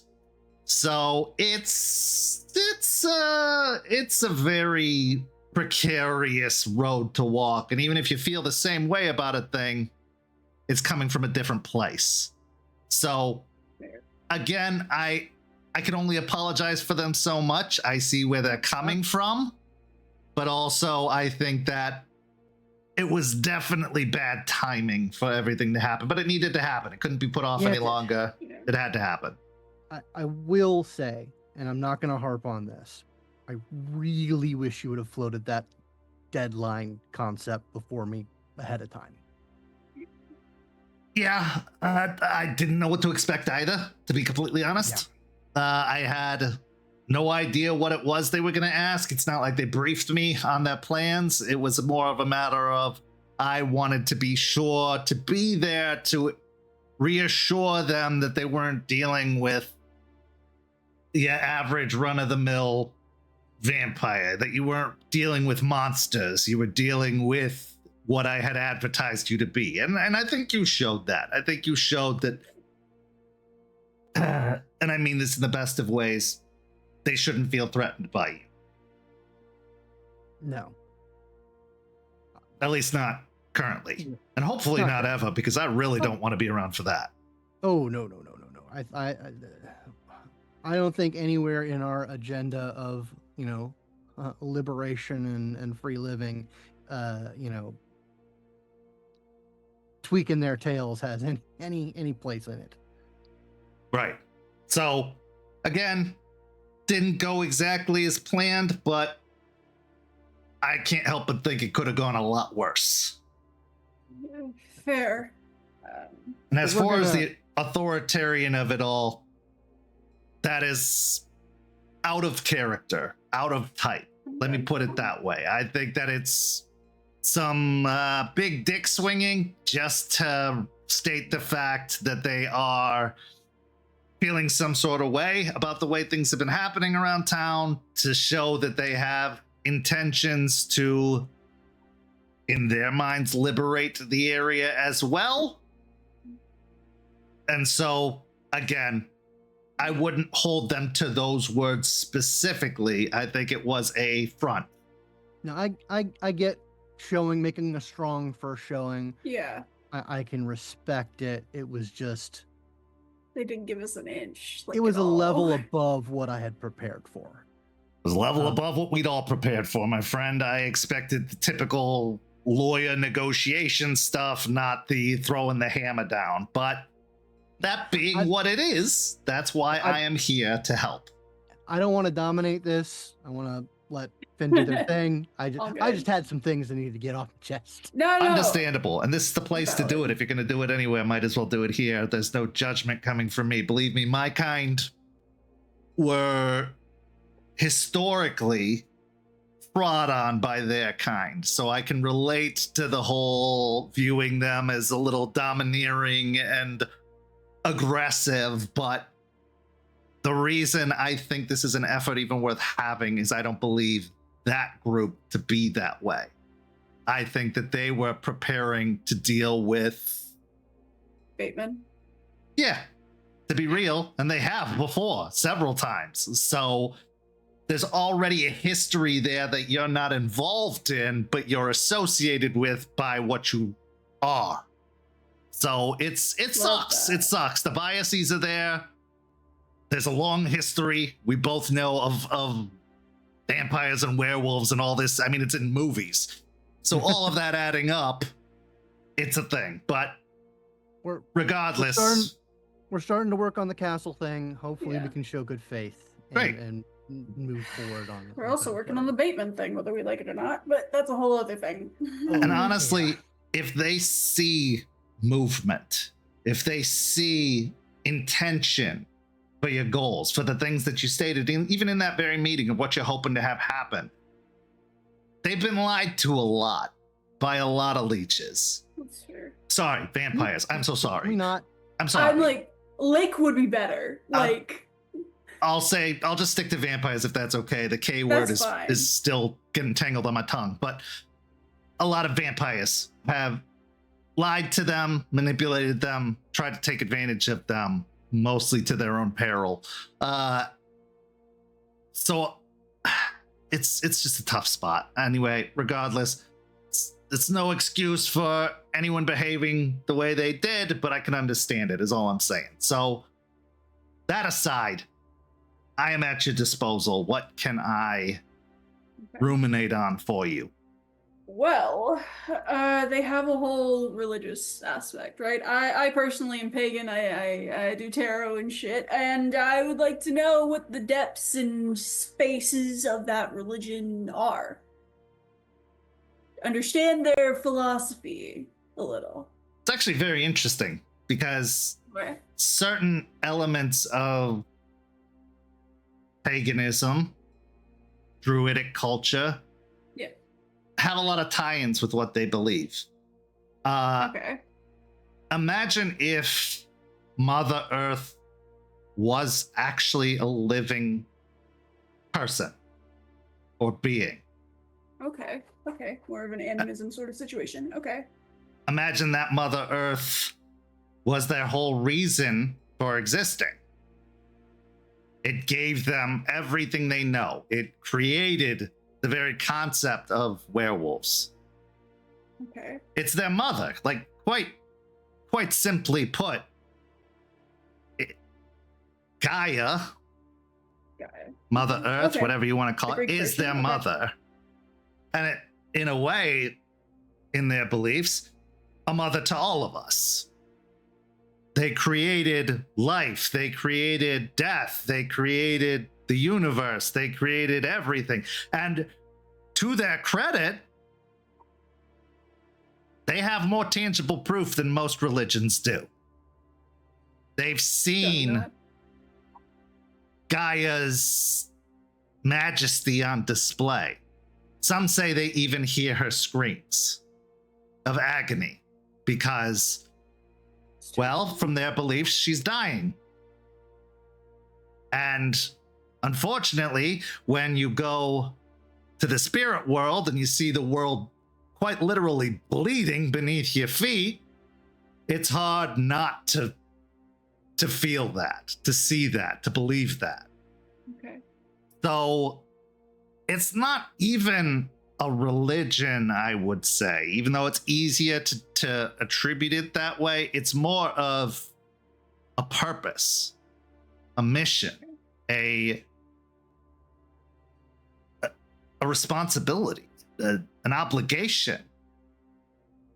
They owe, for better or worse, everything that they are to this purpose. And there are some that buck the trend, there are some that go against it. Undoubtedly, there always are. Yeah. But for the most part, what they are able to do, they're able to do because of what they're fighting for. Okay. And to go against it is to potentially lose the ability to do what they do. To fall into a sort of depressive state that takes away all of their Gaia-given gifts.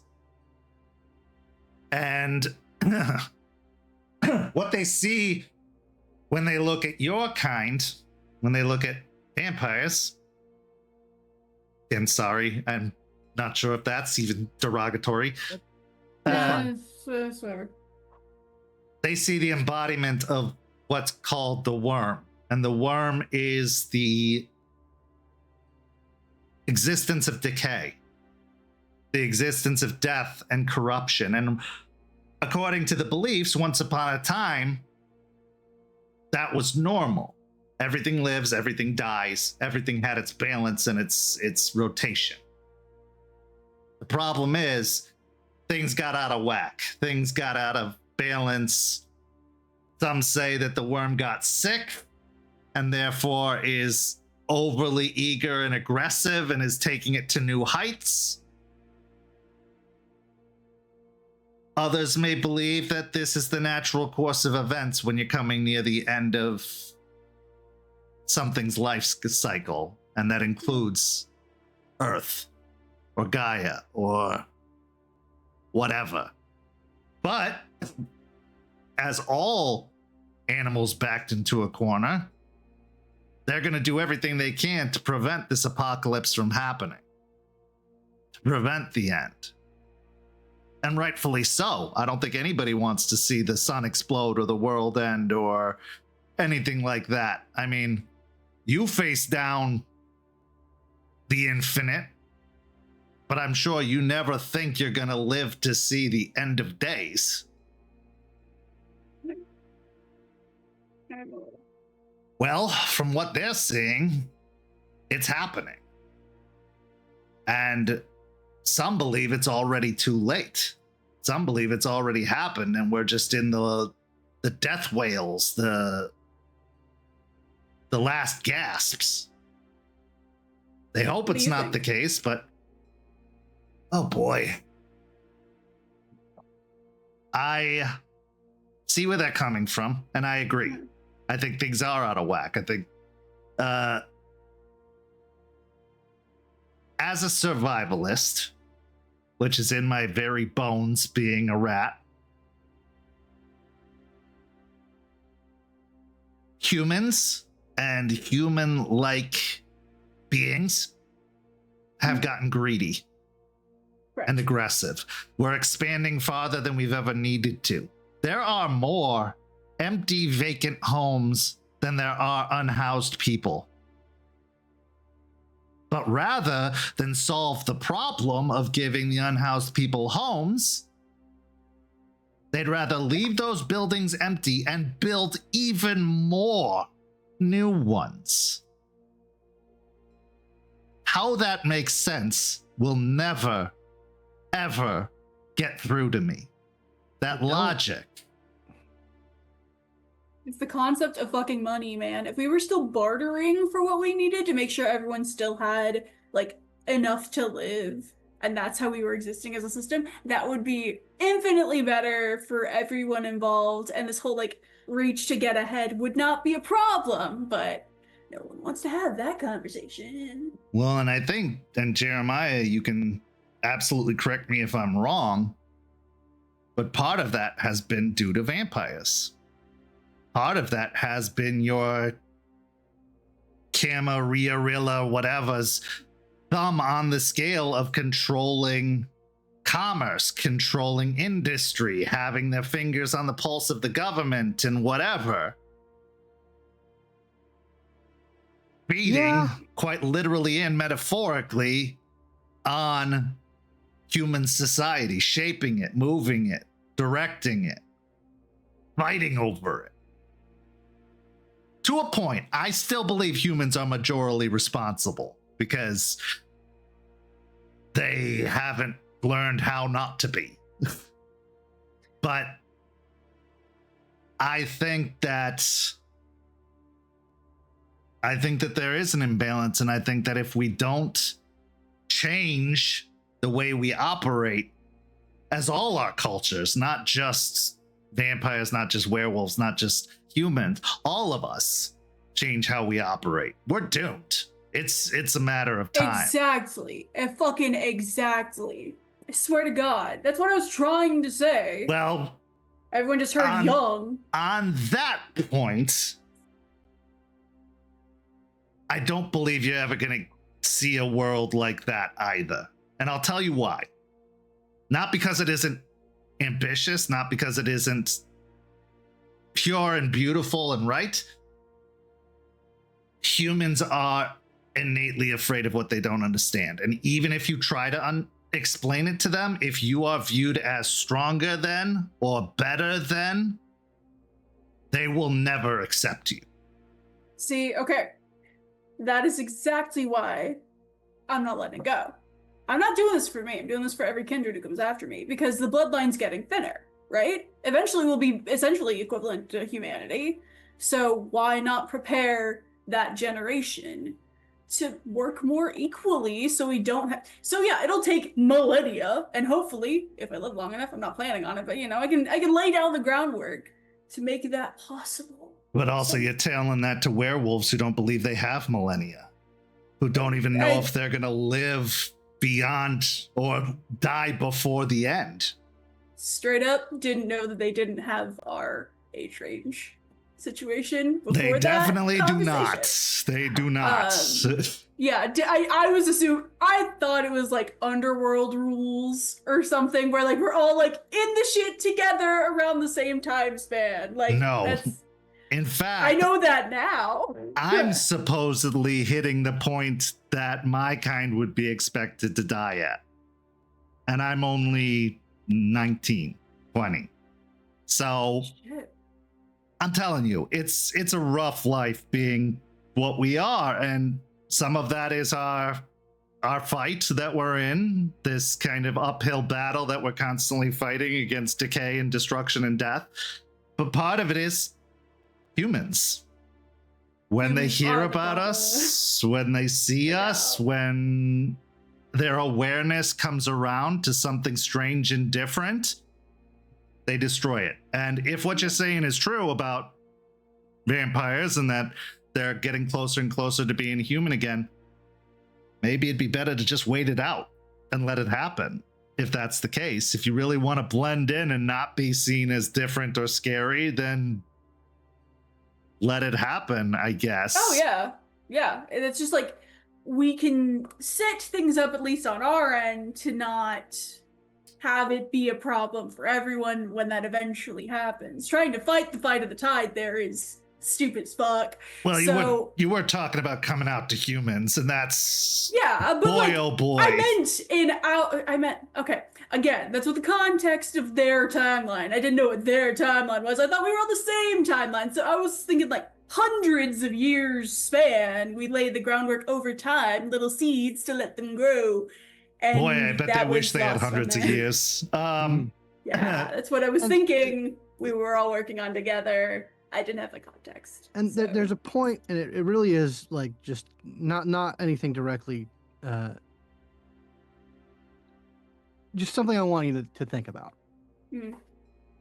So, in some very important ways, the Masquerade is already broken. Yeah.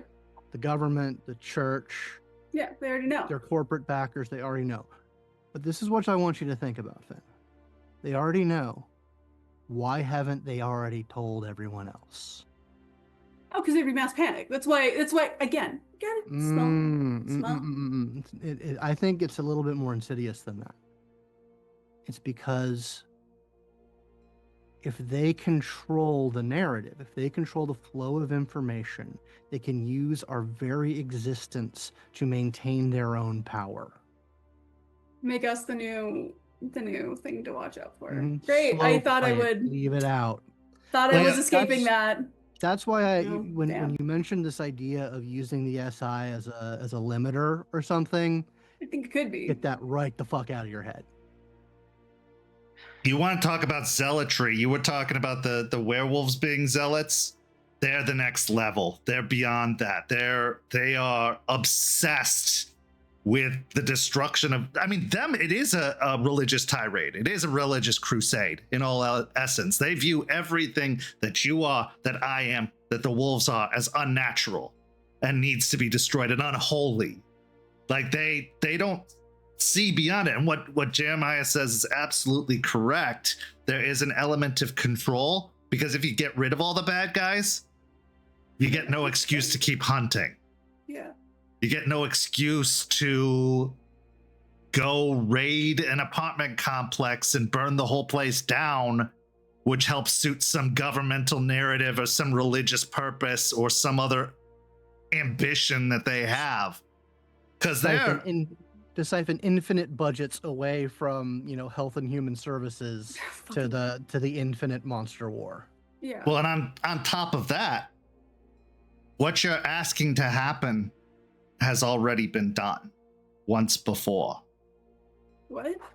The vampires tried to use the Second Inquisition to get rid of a threat, and it ended up biting the hand that fed them, because it not only torched countless cities, it turned and attacked the ones that had ordered it, the ones that had sent it. So it is not a tool to be used.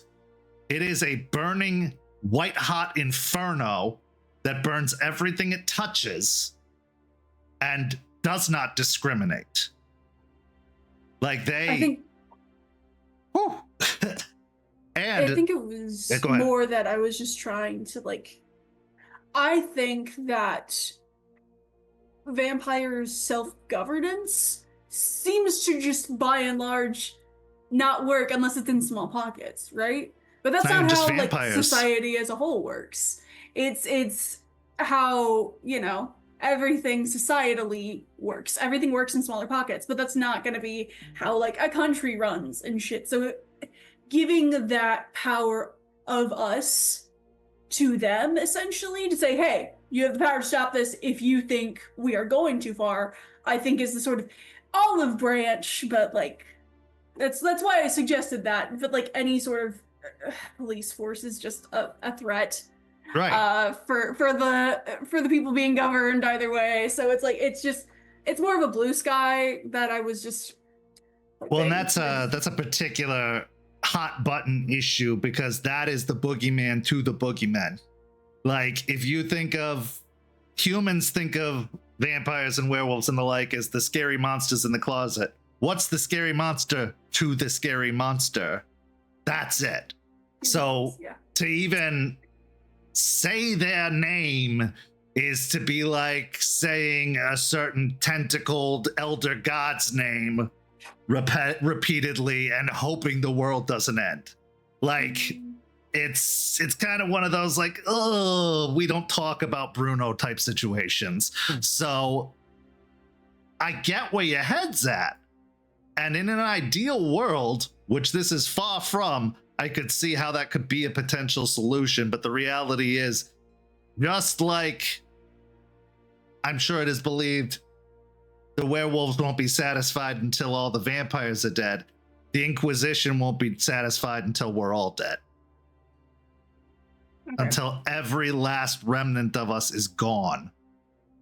And yes, they have governmental influence. Yes, they have an unlimited budget. But some of what they're hunting controls the government too.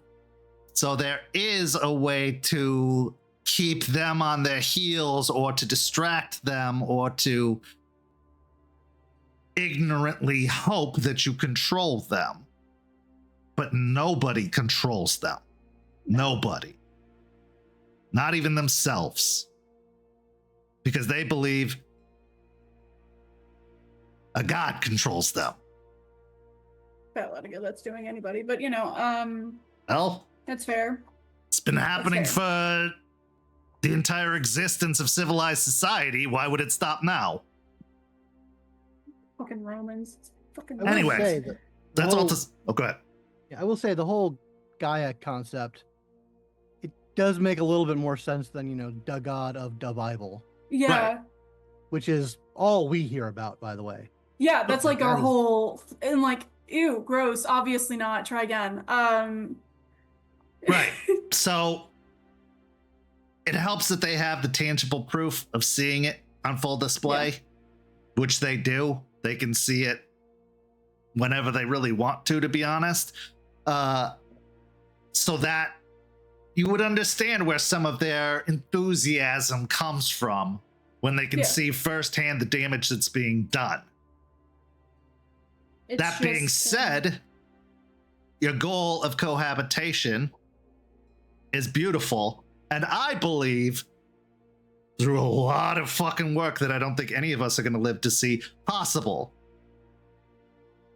But there would have to be a lot of compromises made, and not just on one side or the other, on both sides. And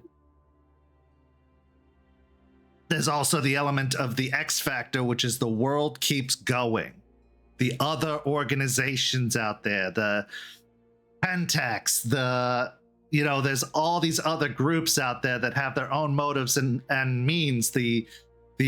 Yeah. What's a Pentax?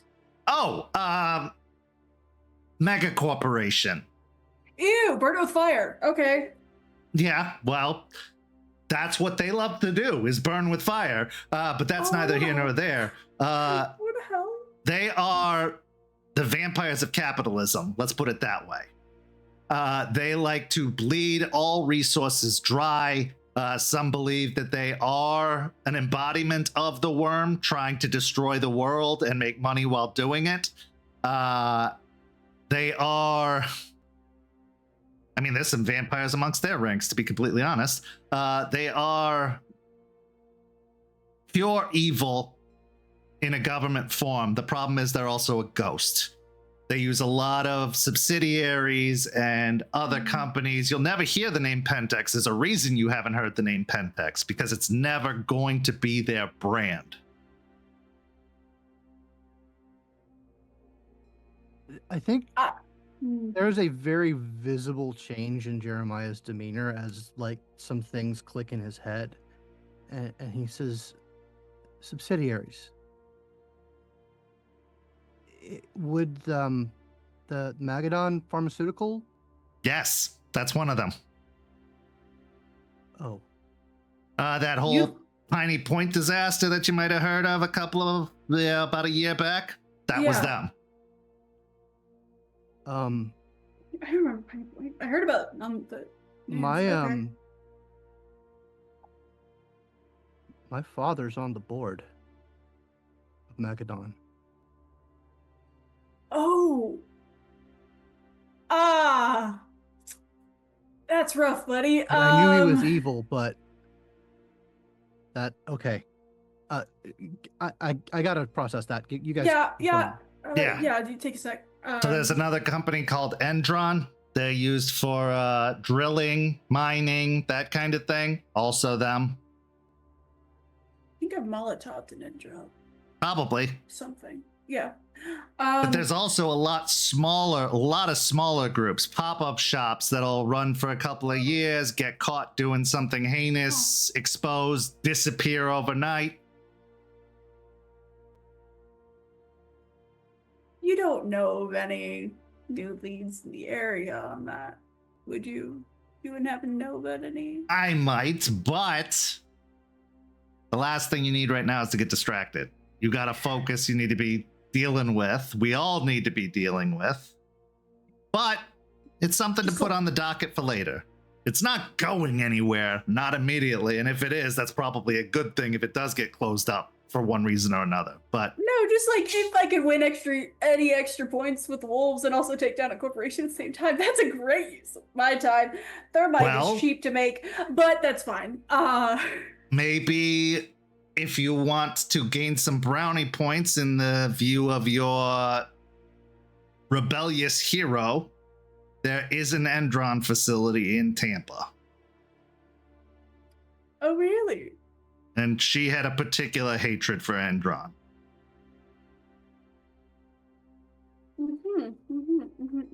Great. Good news. Fantastic news. That's an angle. Jeremiah, before you go too far down that rabbit hole, a lot of the people who work for these corporations don't know who they're really working. They don't necessarily know what they're doing. A lot of paper dolls are, but still, he's on the fucking board. He's likely being manipulated. Also, it could be possible that his brain isn't even his own anymore. That's how they operate. They get in your brain, they use Banes and turn you into Fomori, and it's a whole thing from there. Okay, that's a Celtic word. What is that? Yes, that's a right. So imagine that there's a spirit out there that gets into your body and eats your entire soul, and then takes over your body. And these are entities that can't really be killed, but are more just recycled.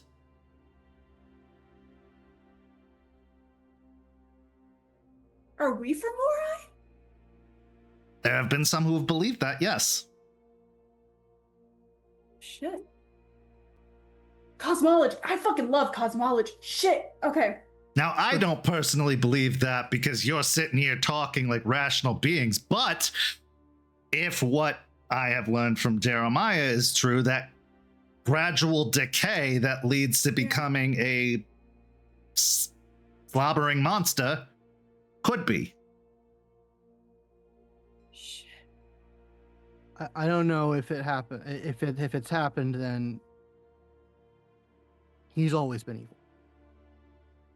Then he probably knew and didn't care.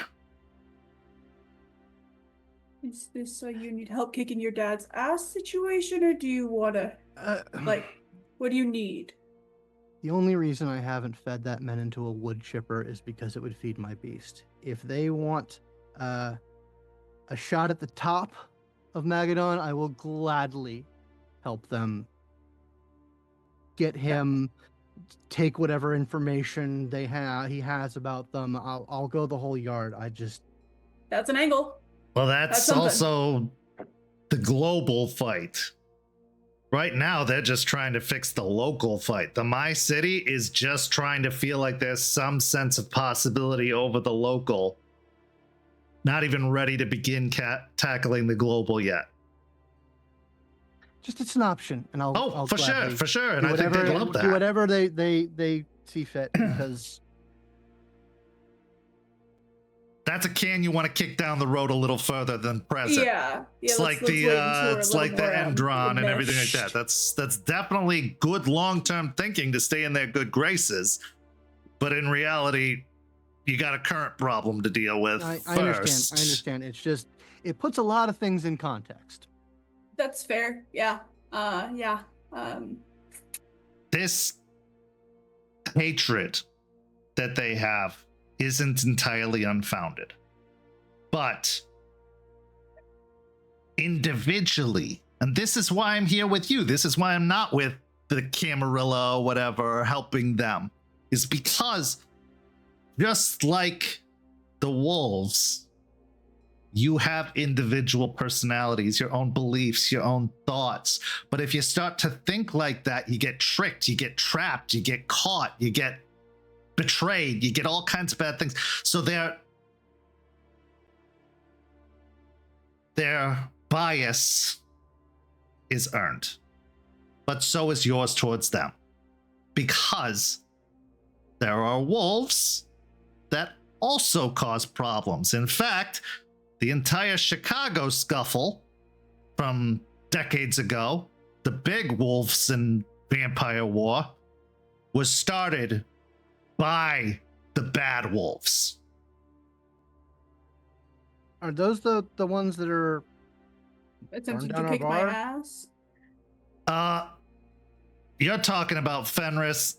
That's the mission going into zealotry, going into obsession. They got frustrated with the Okay. restraint they were being asked to practice, and they just kind of decided balls to the wall, because they're looking at the desperation of the end of the world, right? So they kind of took it as it has to happen now by any means necessary. No, the ones we're talking about are the true boogeymen of the wolves. These are the ones that have become completely corrupted by the worm. They work for the worm now. And they are trying to bring about the literal end of the world. they got a name? Yeah. They do. They are called the Black Spiral Dances. Okay. Spiral on the Moon. Oh shit! What you saw? Okay. How long was that gonna take? 4 months. 4 months. Oh god. Oh fuck. So Oh shit! That's why they were freaking out. Okay. Okay, that makes sense. Okay. they also just had a run-in with them. right before they met with you. That's why they were on edge. Oh shit! Well, fuck those guys. Yeah, holy shit. Right. So you can see why they're a little testy. You can see why they're a little nervous. They're... Okay. Let me try to make this as simple as possible. Yeah. Their political structure is a bunch of small communities, right? Right. That come together to work towards bigger problems. Okay. They called it a nation, right? Okay, Okay. fine. Cool. Consider it the United States of werewolfdom. Wolves. Yeah. Cool. Whatever. Well, they had a savior character for a while, right? Who they ended up dubbing King because this was the guy who did the thing. They're very also have very archaic beliefs that go back to the beginning of civilization. So there's alpha wolf, you know that concept? Yeah, that was... I thought Okay, that was so- disproven Didn't or that get something. debunked? Yeah, that's what I thought. You would think so, but you also throw humans into the mix, they believe anything you tell them. Regardless, they had a king. Okay. Problem is, just like I'm sure you believe, nobody can be king for long without it weighing on them or wearing on them or corrupting them or, absolute power corrupts absolutely, blah, blah, blah, blah. Yeah. Well, this particular king went from great to depressing, put it simply, over a series of decades. That king just got killed by these dances. Okay. Now, they weren't fans of the concept of king to begin with, this local group, this, Aspen and them. They were trying to change the system. They didn't believe in that philosophy. So I know when you hear my city, you're thinking, oh God, they're trying to be a king. It's not that way. They didn't want that. They wanted a communal, democratic-ish process, but not quite President America democracy. But everyone gets a voice at the table, right? That's what they're going for. Autonomous collective. Cool. Okay. Right. And they were hoping to change that. And in an attempt to change that, they watched it all burn down. Uh-huh. And not in the good way. Right. One thing if you're doing the burning, it's another thing if something burns you.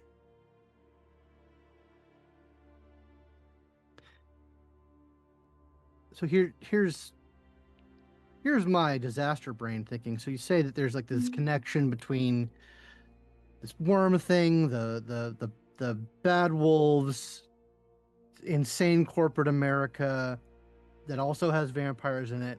I will eat my fucking hat if there's not some like Camarilla connection there. Oh, for sure. How they fucking work. For sure. Yeah. The Yeah, that's some philosophies Venture are the shit. same. Yeah. It's bleeding resources dry, literally, figuratively, metaphorically. Like the worm eats. All it does is eat.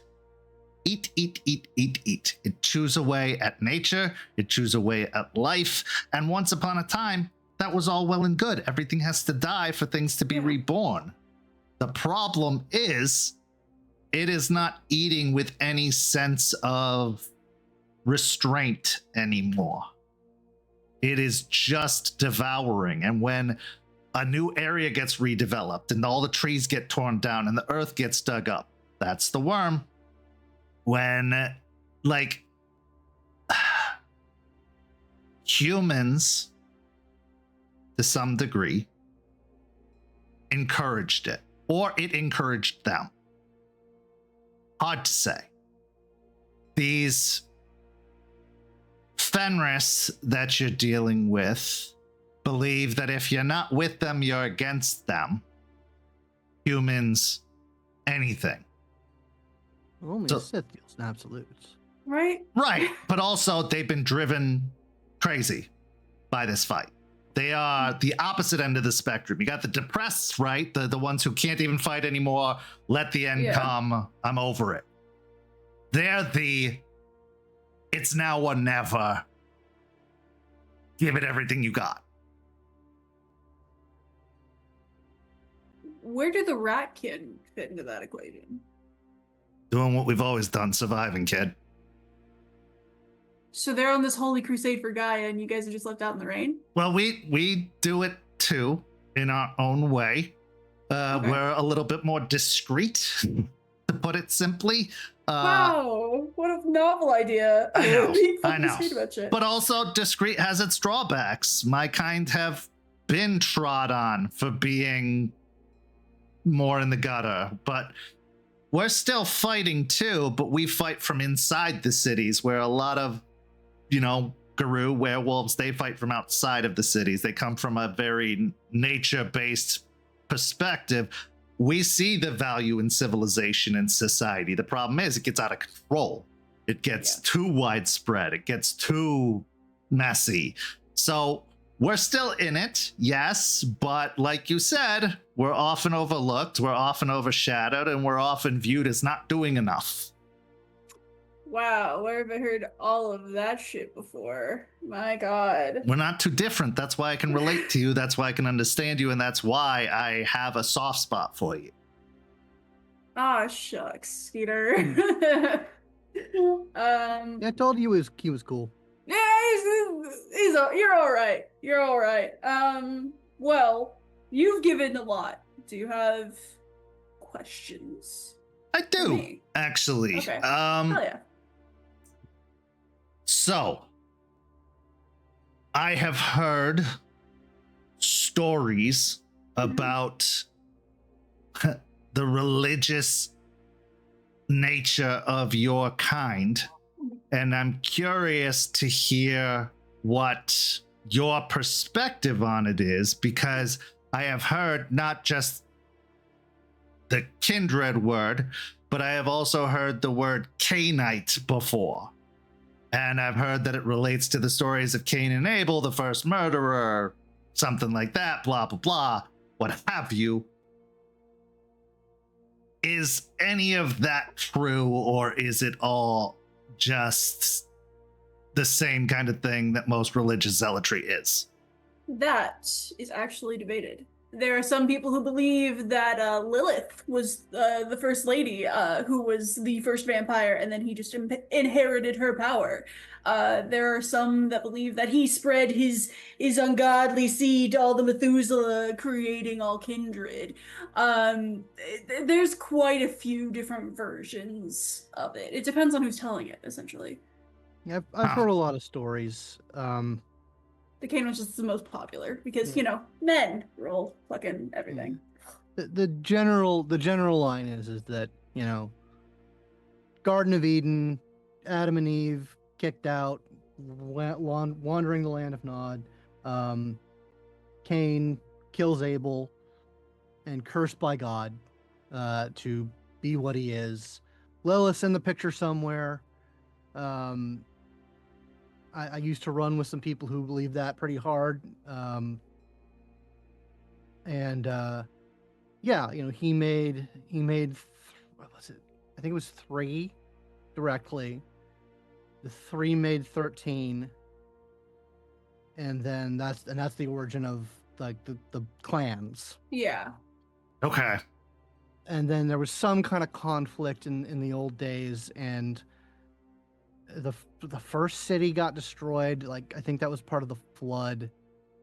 I didn't hear about that bit. My knowledge ends at the clans being formed. Like I said, I've heard a lot of stories from a lot of different people, and like there's kind of like a core to it. I don't know anything about the truth. I just know what I've been. Is that core that this is all God's fault? Because that's what I'm getting out of all of it. Effectively. Right?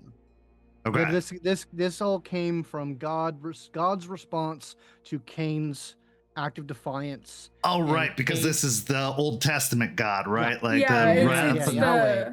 Got it. Jehovah. It's the Torah God. It's the Abrahamic core god. Right. Who hates everything. Blood fuck of the this, fuck that. firstborn, plagues, locusts. Right, got it. Okay. Cain refused to be forgiven, and was thus then like, that's when the big whammies came that ended up Got being it. collectively vampirism. Okay. Thank you for clarifying that, because it was very confusing. But It it makes is sense. confusing. Entirely bullshit. Yeah, no, it depends again on who's telling it and how much it's changed from mouth to mouth, because this shit's not written down as far as I'm aware. So Okay. There's a book. there's a So- book. Wait, hold on. There's a book. There's a book. There's a book? I haven't seen it, but you might want to get your, like, you can find it. It's made to And the rest. name is The Book of Nod. The Book of Nod. Okay. There is also Okay. a Revelations of the Dark Mother. That one I have seen. I didn't read it, but I've seen it. I'm guessing you can't pick that up at a Barnes and Noble or anything. It's actually really interesting. There was one of us that actually did kind of like a limited publication run of both copies. They kind of compiled them and let them out kind of like on the underground bookseller world. So you can get your hands on them. Like the kind of the I wouldn't say established canon, but like the compiled, like here's what's the most common in The all of them. biblically accurate. Yeah, no, it's not that. It's just like here's the most common factors put together in one place. Okay. It's like an analysis. Yeah. Okay. Yeah, like an analysis compilation. Like here's the points of congruity between the various versions of it. Okay, awesome. Okay. That's That just great. made my Yeah. day. Get That on made it. my night. I'm so fucking excited to look into that shit. Okay, sorry. Anything else? Sir? So, all right. Here's a curiosity. So it's always been said that any blood'll do. That like, if you're in a pinch, and this is always a sore spot for me, Brad Pitt'll eat a rat. Not a big fan of that part, but because that's our homies. Yeah. But is there a difference? Like, maybe Yes. would the solution be you should all just eat livestock like humans already do, and who really cares? Or is there a reason that human is better than animal? Or what's the deal with all that? This one is one of my favorite topics of conversation. I find it absolutely fascinating. It depends entirely on the person. I know there's a specific clan called Ventru that they cannot eat anything outside of their specific list of wants and needs. Like, they have to have a fucking writer, like they're fucking rock stars or whatever. They're pretentious as fuck, and they're fucking annoying, and I fucking hate them. So that's They're- why they're- they were talking about the Baitman guy's food. Yes. They're the ones at the top of the Camarilla. Like the Camarilla is their thing. Yeah. Okay. They're assholes. And they shitheads. Yes, they have so many sins on their heads that Yeah. they should probably just go away. They should just Have a go away as a species. But genocide aside, just joking. I want to make it clear, I am entirely joking on that. I am not complicit in anything. Okay.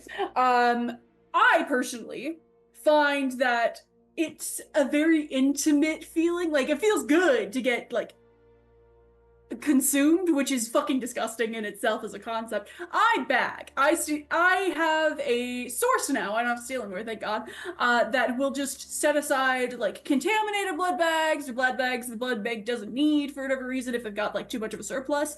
I get all that stock and that's for me, so I don't have to hurt anybody. Does that Um, work forever? Yeah, as far as I'm aware. Not all of us can do that. It takes a particular kind that can stomach the fractionation process that keeps Mine. it stable. Yeah, you're super lucky. I'd do it if I could. I don't need my burger to moan at me. Yeah. Well. So yeah, there's that. Not everyone can do that. Animals are a possibility. Yeah. Some of us lean towards that. And I'm just gonna say the way it is for me. I can do animals, but the thing from about like fresh from the vein humans, it also comes with like an emotional resonance to it. Makes you feel alive. Yeah, And Okay. if I Okay. don't get that, my mental health goes into the toilet. Right. Okay. Okay. I think I can relate to I that. tried at the start, and I got into a real dark place, and it only got better when I started figuring out how to do it without hurting people. So what I'm hearing is it's not as simple as, all the vampires moved to Nebraska and just helped themselves to the feedlots. Got it. Okay, As cool. much as that'd be an awesome idea for a cool ass commune, I'm just saying, but no. Okay, so it is. What I'm hearing is it's complicated, which I guessed from the very beginning, but I figured it was worth visiting just in case it isn't as complicated. Okay. Some of us are lucky, but also as we get older, part of that thing, we get older, I've known it to stop being as effective. The bags, the human, the animals. Okay. The thing. So that's again, where depends. it becomes problematic. Yeah. Some people just start that way. Like if you're a higher vintage, if you're closer to Cain, as it were, Wherever the origin is. yeah, sometimes it just starts that way. Okay. Well, I'm sure I'm going to come up with more questions. They're all eluding me at the moment, but I'm sure we're going to see each other more and more. No, I'm haunting this place forever now. This is my new favorite place to be. It's pretty great. It's pretty I like fucking awesome. So.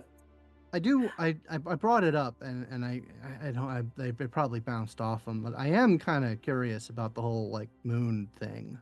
Yeah. Because there's a connection there. Like it's always been referenced in terms of my clan of the moon, and if there's a reality to that, I'm very curious about it. I will see what I can find out. The moon is interesting because the moon is, believe it or not, a spirit, as most things are. And there's the spirit of Luna, which embodies the moon, as well as the many followers or offshoots, if you will. So is it possible that maybe there's some kind of connection there? I don't see why not. I mean, a lot of things are connected you wouldn't expect to be. Hell, this that he fishes in his pocket and pulls out his cell phone, this supposedly has a spirit. But this isn't, this isn't old. This isn't archaic or ancient. Like, machines have spirits, trees have spirits, all the animals have spirits. So I don't see how there couldn't be some kind of connection somehow. But I don't know. I don't know for sure. That I have no evidence on. I kind of feel like she gave me a message. If we're using the she, like if that's applicable, I feel like she talked to me. Very possible. If it has anything to do with the spiral, it's not good news. It's doom is coming. Yeah. And based off of, from what I'm hearing, their actions have been of late, they are making a push for the end. Well, I don't want that. This is where I keep all my stuff. Right. You're telling me. This is where I keep everyone else's stuff.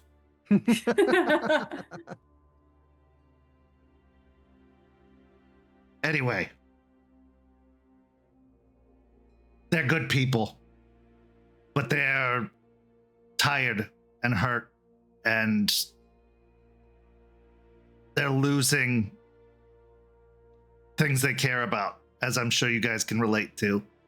It's hard and it wears on anyone, and just like you might lose touch of what it is to be human, they lose faith or control, or the monster part isn't wrong when attributed to any of us, because everything has a monstrous side, even humans, and it's just fending it off is tough, and it gets tiresome, especially as you lose more and more and more in the process. And they're trying to win an unwinnable situation, because even if they do beat all of the evil of the world, the vampires, the corporations, the whatever, you got to change the way people think. And that is probably more challenging than any fight, any war.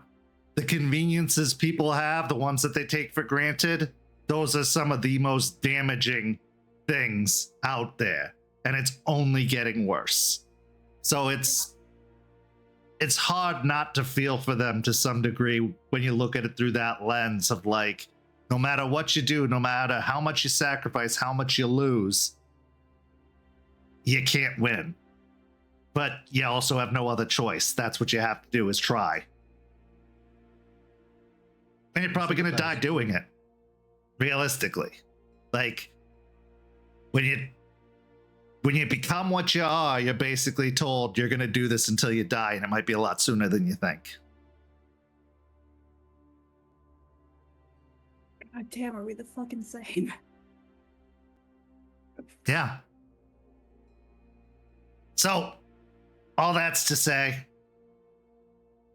don't mind them. They're trying, but they also have a lot of chips on their shoulders. It's like a fucking Lay's factory over there.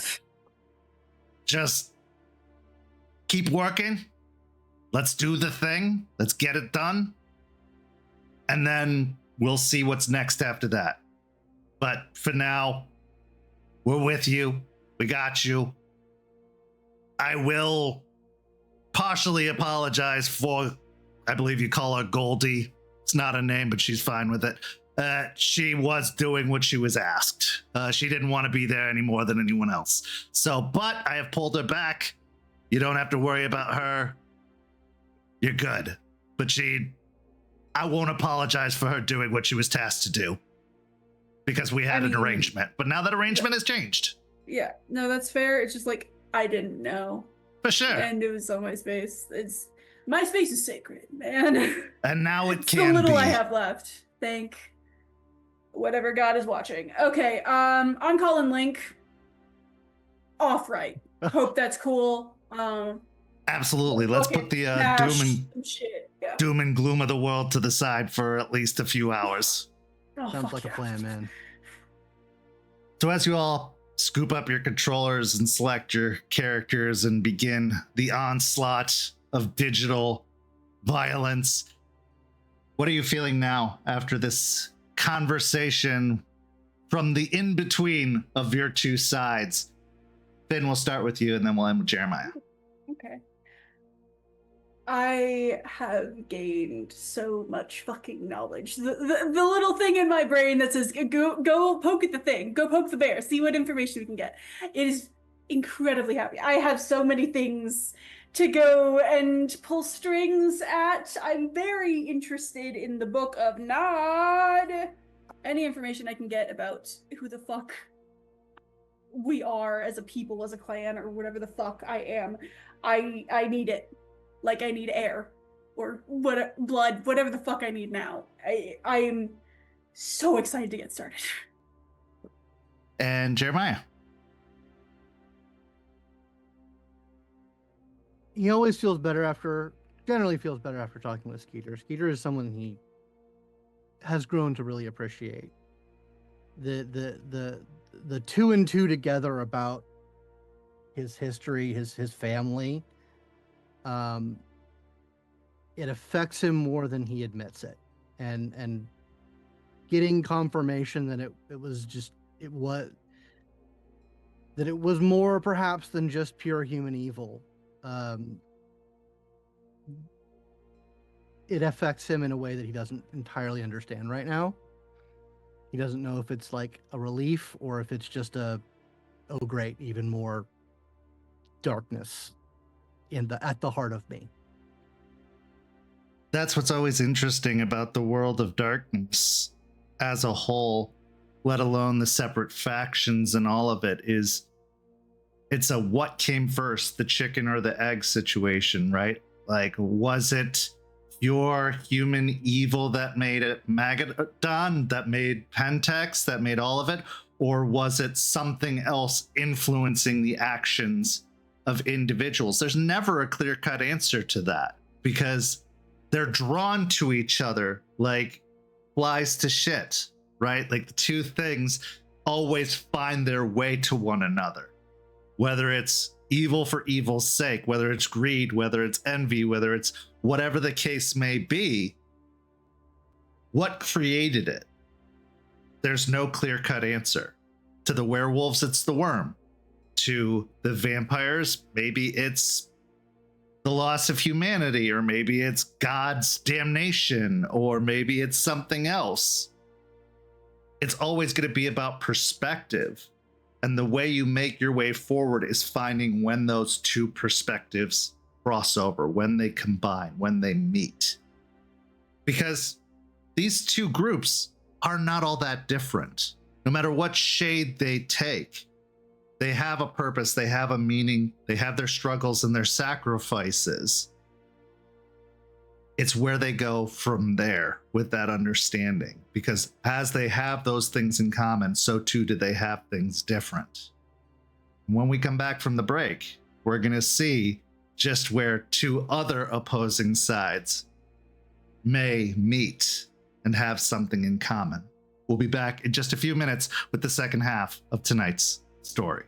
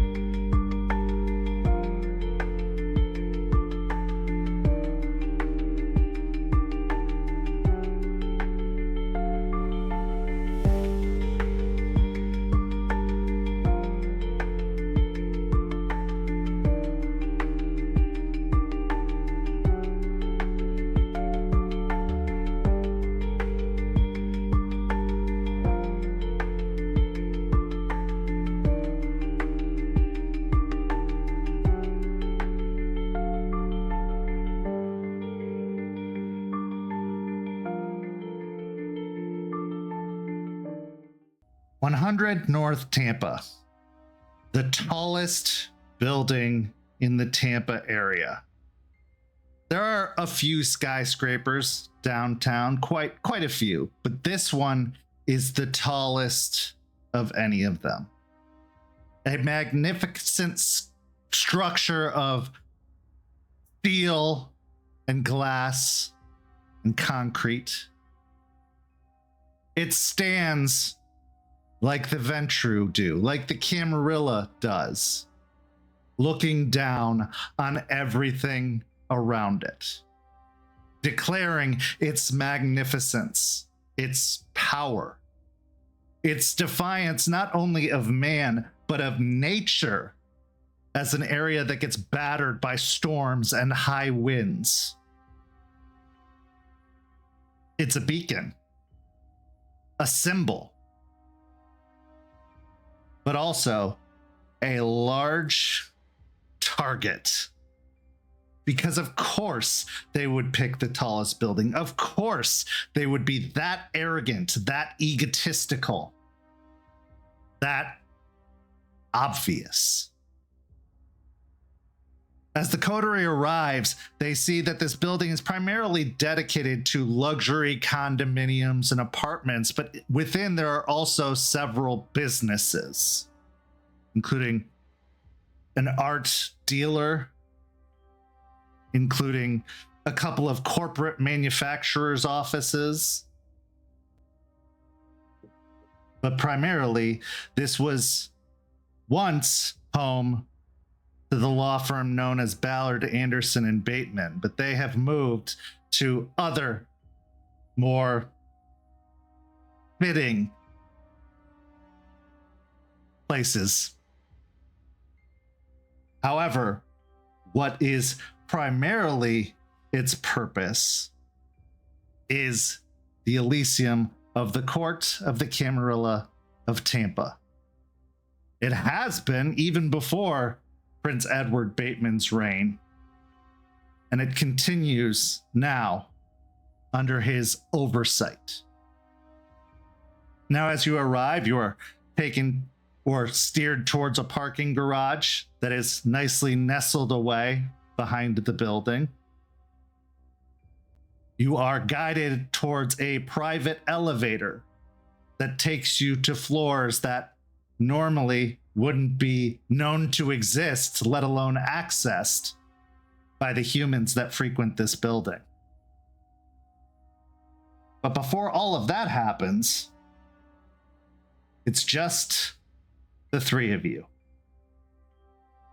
I'd like you to go ahead and describe what you're feeling and how you're presenting yourself in this very unexpected and unique situation. Beau, we'll start with you, then Jeremiah, then Finn. Beau is feeling a little anxious. This isn't his first Elysium, but this is his first Elysium since leaving Talia, and especially since killing her. He is dressed in a light gray button-up shirt with the top button undone. Over top of it is a corset vest that is lavender with gold over the boning channels and black on the sides. Fitted black slacks and nice shoes. His hair is slicked back, very much trying to play the stereotypical stylish toreador, to try and fit in a little bit more in this scenario, to not stick out as a sore thumb more than he probably already will. Jeremiah. Jeremiah is here to make a statement. His outward appearance obviously changed, quick and dirty tattoos that, money and a little bit of dominate made happen earlier in the evening, piercings, dyed beard, open vest with open chest underneath. He's ready to throw their preconceptions in their faces and yet still be himself as he is there. This is Jeremiah's war. This is the venue in which he fights, not in the streets, although he can do that in a pinch, but words, perceptions. that is where he thrives, and he is here to do so. Okay. And Finn. I tried to sort of split the difference between the two. I'm currently trying to. I know that they're going to have preconceived notions of clan or whatever, and I don't know what they are, so I'm trying to put my best attempt at a good foot forward. The fishnets stay on always. I got a set for every day. But over that, what looks like separate pieces that is all one jumpsuit, a white button down, covered in necklaces with the normal piercings and the blue hair. I'm not making any illusions about the bright blue hair. But then there's a corset waist that's all leather in the front, and then an insane amount of lacing in the back, tied super tight, and you can tell it's a little tight in the ribs, but it looks fucking sick. And then underneath that is a set of trousers that are like made from crushed velvet that just play with the light beautifully, but it almost flows more like a skirt, so it's hard to tell whether it is a skirt or a pair of pants, which non-binaryism in clothing form. That's what I'm going for. So as you arrive and you're escorted to the parking space, to the elevator, Beau, none of this seems out of sorts. It seems like they are doing the typical due diligence that they do at Elysium as you remember it. You're going to the same parking lot, the same elevator. Nothing stands out as suspicious or unusual from your previous experiences. Now, Talia usually made more of a show of it. Definitely made sure that it was very extravagant, maybe even taking a limousine to Elysium just to really lay it on and to present. But overall, procedure has been the same. On the long elevator ride up and up and up, the three of you have this brief moment since you have arrived where you are alone, in fact, at least as far as you can tell. Because knowing what you know about this group, especially their seneschal, there's no way this elevator isn't bugged. There's no way that there's any real privacy from the moment you arrive on this premises. But you at least have a moment before either all hell breaks loose or you walk literally into the lion's den. The scene is yours.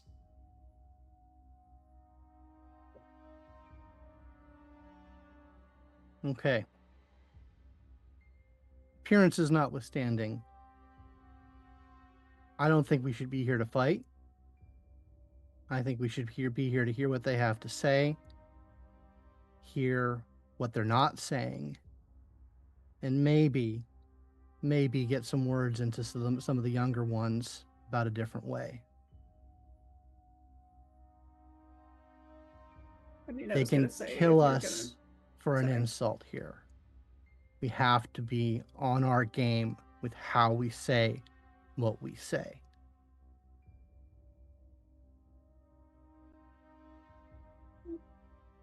And you good with that? Yeah, it just looks like you raided my closet, dude. I may have. Wouldn't surprise me. I would have worn my battle jacket had I known, but I like the contrast. We have a spectrum going on here. Okay. And that I try to play a happy middle. But, you know, No, you're doing it good. thank you. Beau, Yeah. you've been here before. Yeah. Keep your eyes open. If there's people that you think we need to talk to, that you recognize, do what you can do. I'll do my best.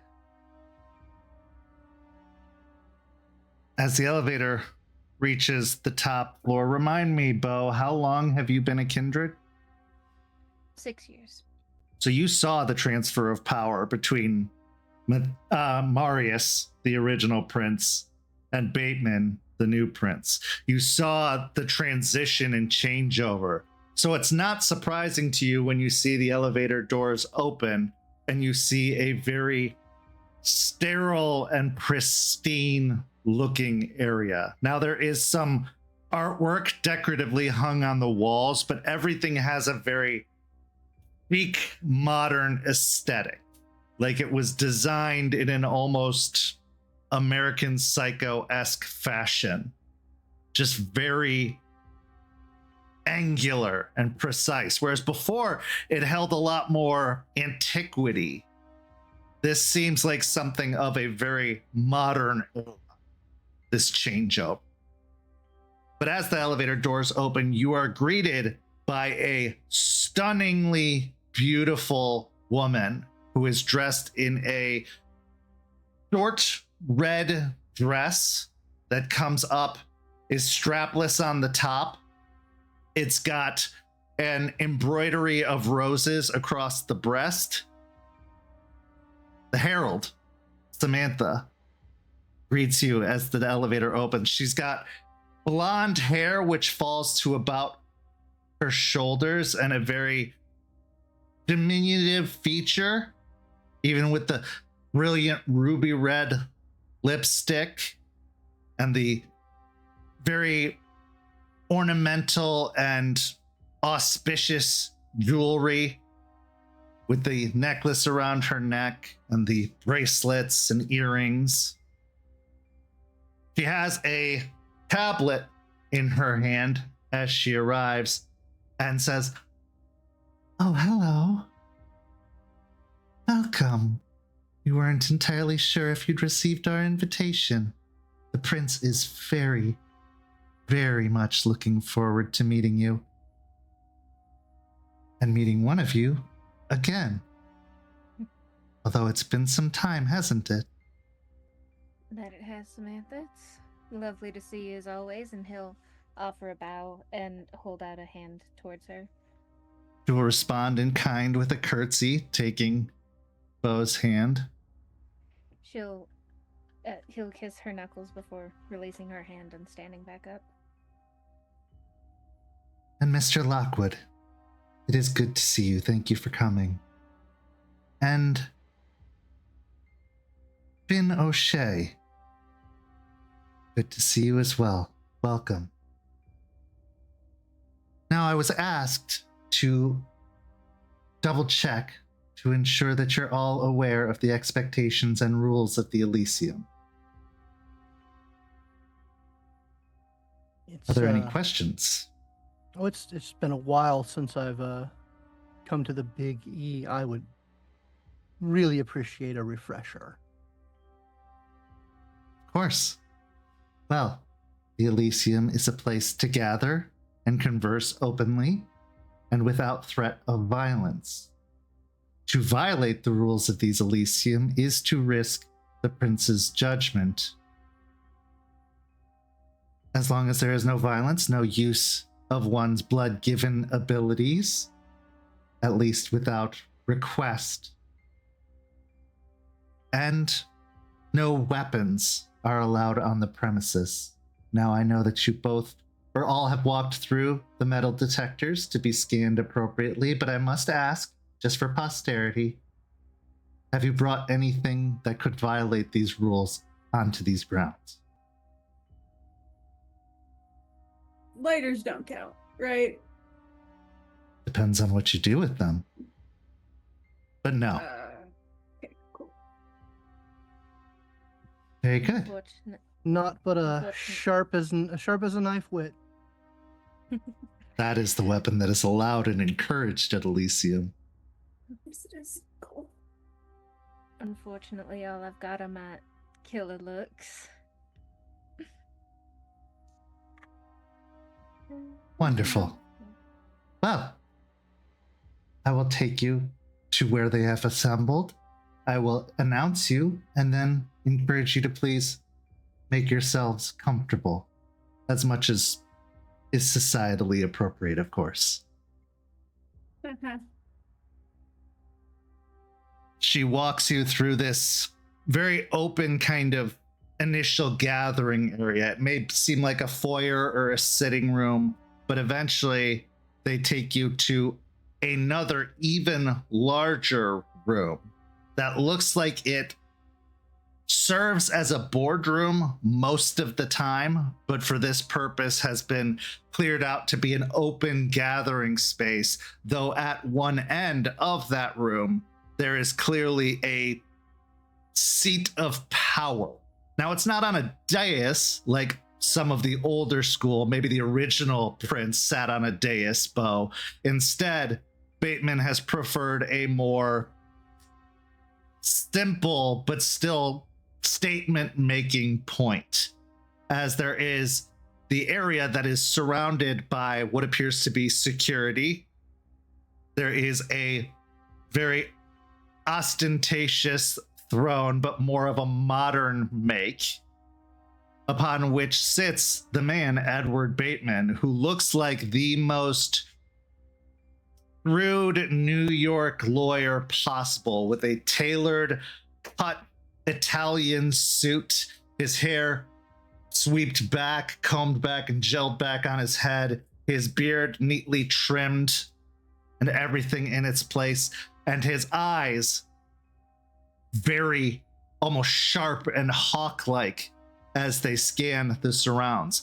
Standing next to him is a duskier skinned man who you have not met yet, Beau, because you knew of Bloody Mary as the sheriff, but this is Geraldo, the new sheriff of Clan La Sombra. He is wearing a completely black suit, black shirt, black tie, and is doing his best with his very, very wavy, dark black hair, although there are some shocks of silver and gray in it, just to remain unnoticed, as if he were one of the security staff standing around. But by his proximity and closeness to the prince, back up against the wall, it's very, very clear his purpose here as the last line of defense before the prince. Also milling about the room, even though there are probably about 20 or 30 other individuals present of various shapes and sizes, although most of them wearing their fanciest, is on the opposite side of the throne, a man who is not dressed up at all for this occasion and is just wearing a very deep hooded hoodie, hands shoved in his pockets, and what looks to be like track pants. But you recognize them, Beau, as the Seneschal Masterson. His hood obscuring his very, very gnarled, probably looks that are even difficult to look upon. And he has done the decent thing of obscuring them in this situation. Also, in kind of midway of the room, off to one side, stands Athame, dressed also in a purple gown that is off the shoulder, hugs very tightly to her form, going all the way down to the floor, pooling at her feet. Her eyes immediately go to the door as it opens and lock on Jeremiah as he enters, and you can see the most amused smile kind of tug at the corner of her lips as she takes in a man she's had many meetings with, but never like this. One of the other more noticeable guests is Jeremy Walker, who stands off to one side of Masterson over against the wall, hands folded in front of him, head looking down, although for a brief moment looking over with a very startled and worried expression as all of you enter into the room before returning his eyes to the floor, as any good servant does. Now, the notable absence, Beau, is that of Talia, who has usually always been the center of attention at Elysium, and by design is very much missing in this regard. But as you enter in, the floor, the scene, the environment is yours before you are called to attend the prince. So what would you like to do?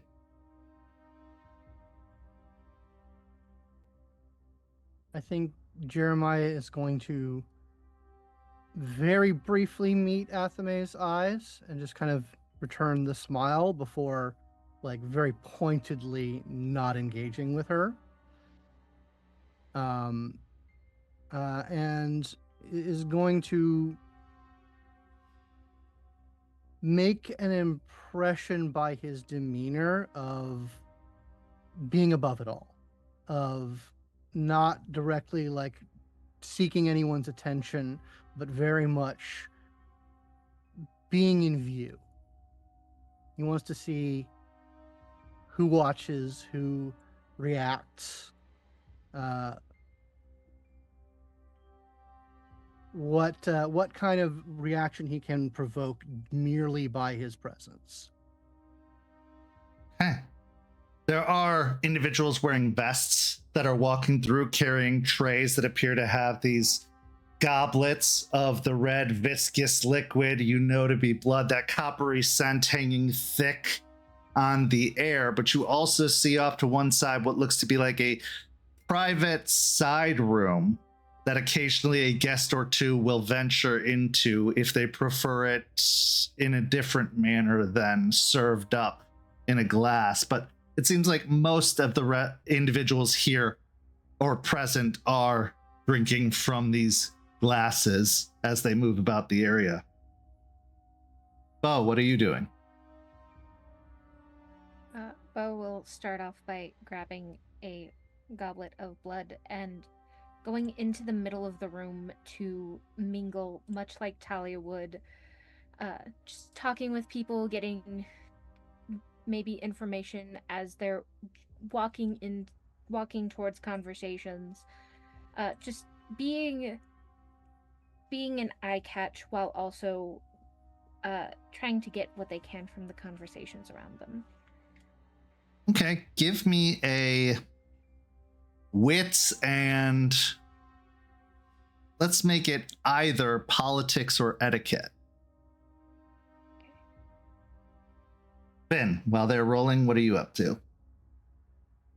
For the first time, Finn's keeping their mouth fucking shut. They are just standing in the corner. They grab one goblet just to hold something. So they're not just sitting there playing with a lighter in a group full of kindred, because that's what they normally would be doing. But that is neatly tucked inside the corset. Just holding it, sort of like swirling it, like, I'm a sommelier, I'm just standing. And it's just watching everything happen. Is not pointedly, just like sort of ambiently not talking to people, and is accidentally playing into the whole Ravnos thing of like, I drink it, I know things. So I'm just gonna stand over the side and just I'm here to look pretty today. Okay. Beau, what'd you get? 2 successes. Okay. The conversation is pretty superficial and light. A lot of what you're hearing is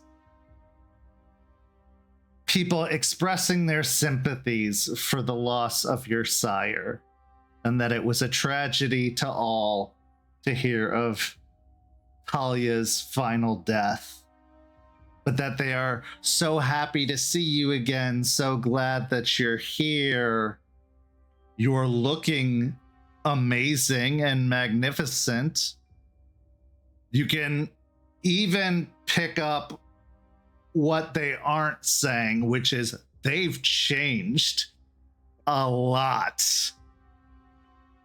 But it's mostly compliments being what they are. You can hear a lot of talk about, have you heard about the riots in the city? Like, curious about what that's about. But it's very just like placid, kind of surface level conversation that's happening. Ben, do you drink the liquid? No. Okay. Beau, if you do, it's just blood. It's very tasty, delicious blood. In fact, it has a wonderful like fragrance and bouquet to it. This is clearly prime level stuff, most likely from the circulatory system or some organization that creates the best stock. It's very potent in its texture and its taste. You can feel these strong emotions coming from it. And you can even see that on the trays, there are glasses that are all kind of sectioned off and denoted into certain areas for whatever kind of rush the individual is trying to get from this particular feeding. It's not a blanketed type for everyone present. Jeremiah, while you are trying to not seem like you're paying attention to everything, there's a lot paying attention to you based off of the statement you're making. You can see people looking and slightly gossiping, maybe a little bit. Talk of, that's a choice to present yourself at an Elysium, but also, well, I've seen worse. I mean, come on. Like, we've had Bruja here before. We've had Malkavians here before. This is not that unusual, but also like, yeah, but you see and like they're just pointing out the different qualities of what your attire is. Since you are choosing specifically not to talk to Athame seems to be respecting that choice and maintaining her distance, but is keenly observing all three of you as if she could watch all three at once, despite the fact that you might spread out. Eventually, as the time rolls on, Samantha approaches Jeremiah specifically and says, "The prince will see you now." Oh, excellent. And he'll follow along, grab a glass, all like in passing, and down it and put it back on the tray. Oh my God, is it good? You haven't had human blood like this in quite some time. It doesn't quite reach the level of Vitae, which you've taken some of Beau's not that long ago, but overall, it is probably prime human stock. Like, just you could tell that they either riled them up or chilled them out or whatever the case may be to get this level of dyscrasia and resonance. He would have, so if there was an indicator, he would have gone for the melancholy. Okay, yeah, then you get that very dour, down, kind of slow sensation going through you. Along the way, Samantha will veer off to pick up Finn and then head towards Beau and take all of you over towards the far end of the room where you approach the throne, the prince, the sheriff, the seneschal, and surprisingly, Jeremy Walker, who isn't wearing the same distressed, wrinkled clothing. It looks like he has been dressed up for this affair, but in very similar attire to the waitstaff: a white shirt, a black vest, black slacks, and shoes. Samantha takes the lead and stops probably a good 5 feet or 6 feet away from the throne, giving a half bow at the waist, and she says, "My prince, I would like to present to you Jeremiah Lockwood of Clan Malkavian, Beau Walker of Clan Toreador, and Finn O'Shea of Clan Ravnos." She bows her head and steps aside. Baitman, who has been sitting kind of with his hands steepled in front of him, his elbows posted on the arms of the chair, actually stands up from the chair and crosses the distance, giving a brilliant smile, an unexpected and somewhat unnerving smile from someone who's usually so stoic and stone-faced, as he offers out a hand to Jeremiah first. "A pleasure to meet you." Been a long time coming, Prince Baitman. Indeed it has. We have many things to discuss. Gives your hand a shake before looking towards Beau and extending a hand as well. Not in the fashion maybe that you were used to previously, when it would be a lot of kissing the top of the hand or kissing the knuckles as it had been before. This is a very respectful and professional handshake he offers out. Mr. Walker, welcome back. It is an honor to be back, Mr. Bateman. Thank you for the invite. I was sorry to hear about your sire. It was a tragedy to all of us. That it was.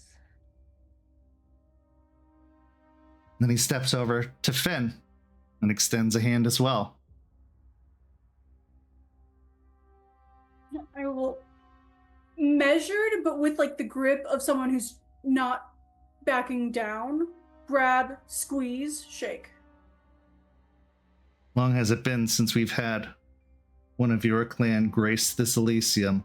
It is an honor to have you here, Finn O'Shea.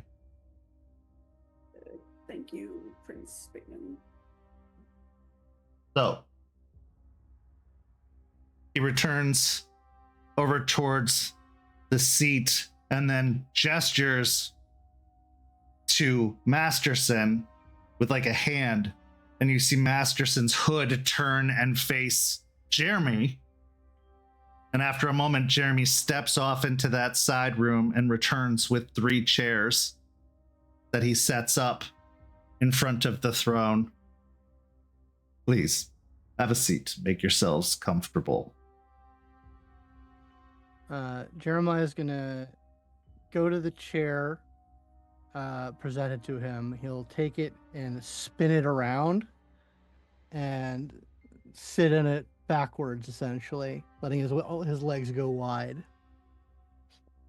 Let's wrap, man. Finn 100% follows suit, does the exact same thing, and it looks so good with the pants sort of draping on either side of it. Just like, hell yeah, let's get down to business. Beau, as they sit down, they try very hard not to look like they recognize Jeremy as they sit very properly in the chair, their right leg crossed over their left and their hands folded in their lap. Could you give me a composure and subterfuge? Mm-hmm.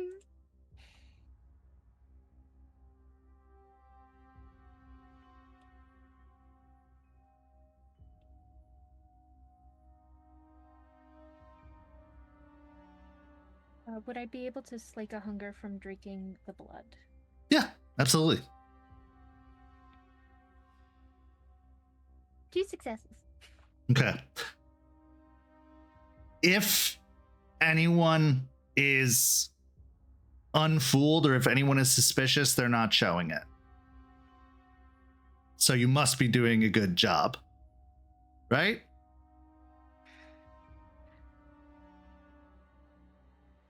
Bateman returns to his throne and sits down. He puts his elbows back on the armrests, but doesn't raise his hands in front of him. Instead, just lets them kind of hang near his lap. I have to be honest, I'm surprised you accepted my invitation. But I won't make you suffer the formality for long. I want to get straight to it. We know you had a meeting with the wolves. I think it would be foolish of us to even pretend we haven't been watching that place.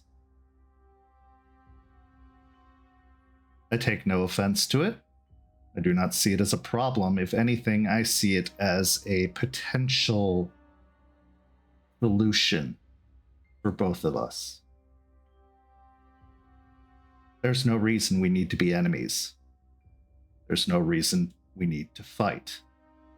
The princes of old would have seen all of the anarchs snuffed out. But I am not the princes of old. If anything, I have been spending all of my time trying to undo the damage that Prince Marius and his hound, Bloody Mary, caused. I want to bring stability, peace, and prosperity back to this city, and I believe that the Anarchs are a part of that.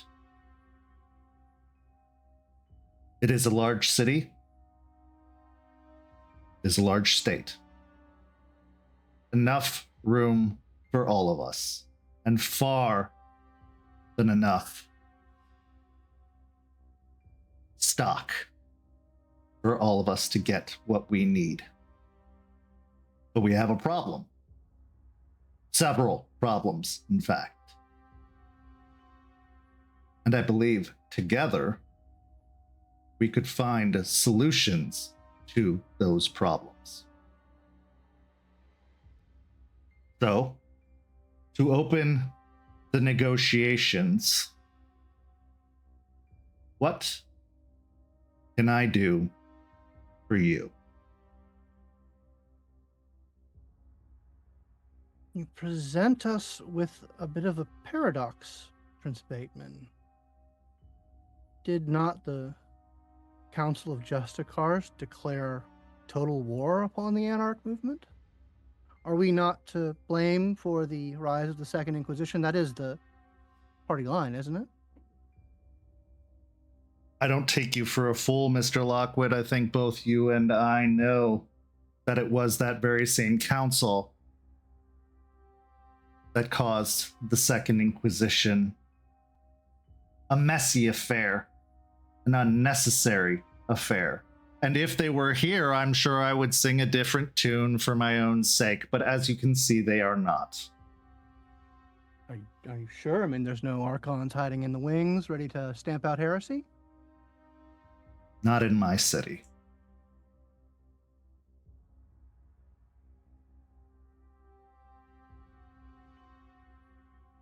Well, if you're asking what I want, you'll look right at Jeremy. Let's say the abolishment of the policy of kindred slavery.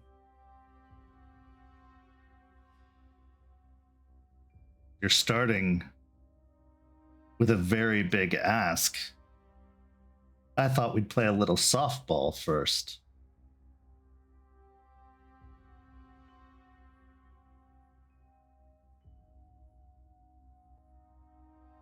He looks over towards Masterson. Masterson, with his head still looking down, the hood still obscuring his face. He was part of a debt.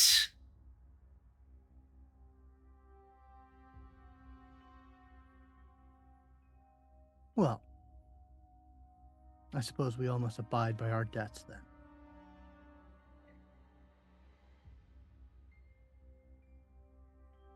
I wouldn't be unwilling to part with him for a price. And if I may be so bold, Mr. Masterson, what is your price?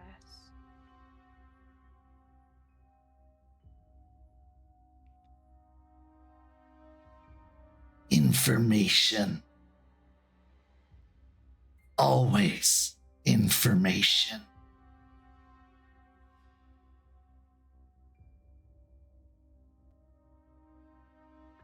Answer all of the prince's questions truthfully, and you can leave with your father.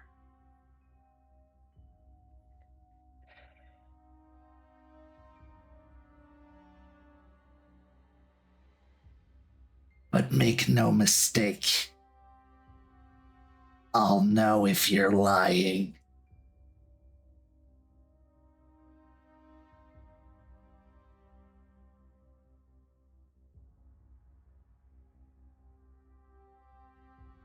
Direct as always, Mr. Masterson. Thank you.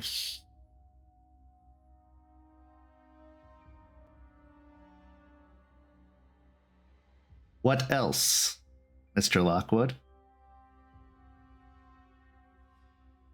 Well, I suppose that's a start to what I asked for. But,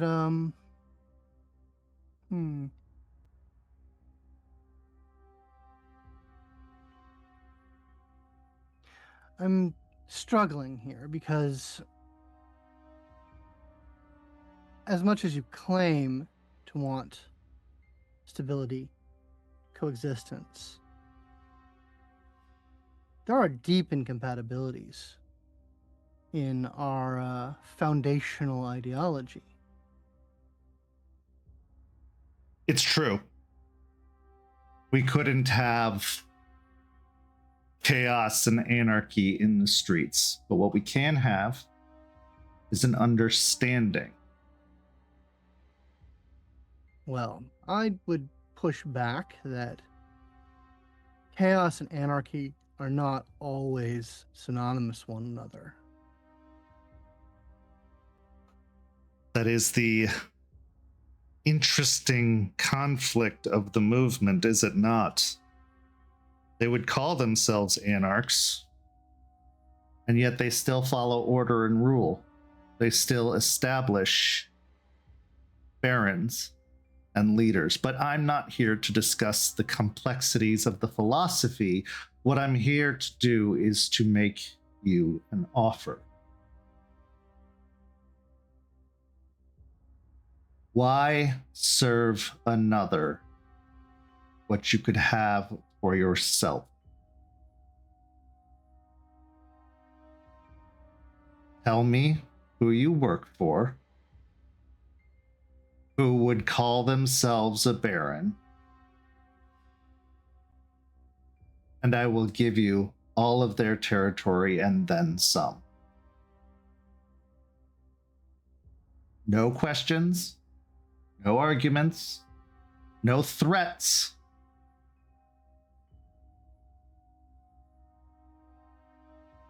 Just yours. To do with what you will. As long as we abide the rules of common decency in the Masquerade, I don't care what you do with it. Build your utopia, create your society. The old arrangement before the war. I think we both know, Mr. Lockwood, a different war is coming, and it's one neither of us wants. So why be against one another when we could prepare to stand side by side for our very existence?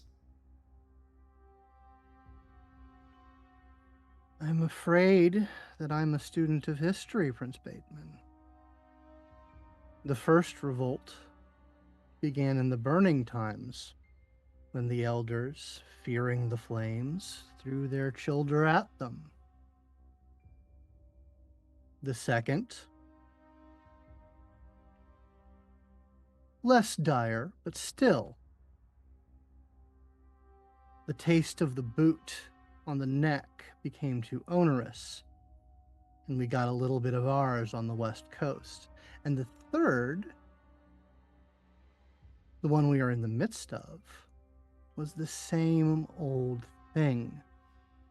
The old sacrificing the young. And if there's a war coming, if there is an inevitable conflict on another side of the front, how long will it be before history inevitably repeats itself? What do I gain? What's the definition of insanity, Prince Baitman? Doing the same thing over and over again and expecting different results. I have enough of that to contend with myself. Mr. Lockwood, you and I aren't too different. I had an elder I was forced to serve, even beyond his expiration.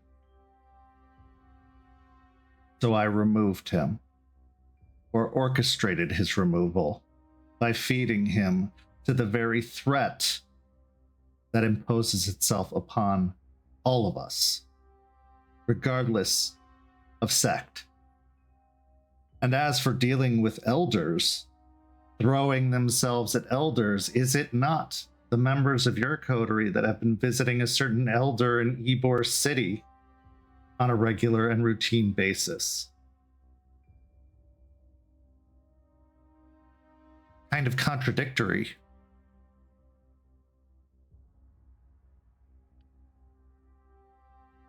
One has to keep an eye on the snake in the grass. But you're not wrong. The temptation of power can get us all. But we've been burned for our dalliances.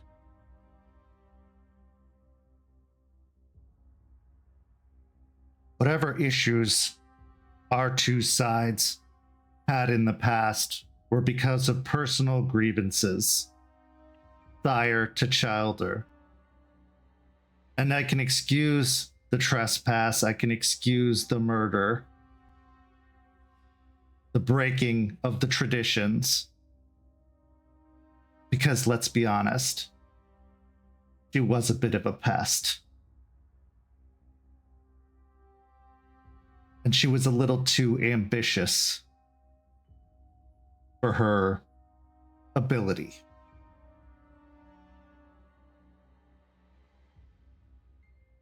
Bad things happen in war. It doesn't need to be a war, Mr. Lockwood. Why not give the right to choose? There are some who like the structure that the Camarilla offers. They prefer it. And there are those who don't. I don't see any need for us to wobble over which is which when we can have both. This isn't California. This isn't the Burning Age. And I am not an elder. I am a man who sees where we're headed.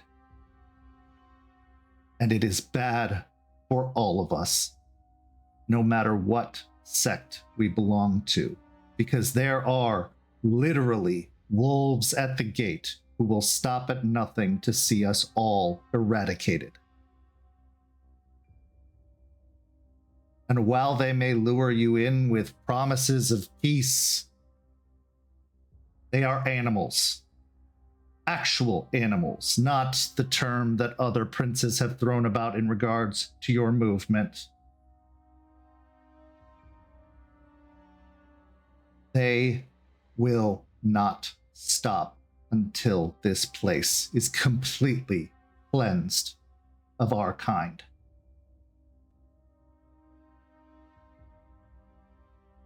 It was fun and a favor when it benefited me. Now it is dire and impending.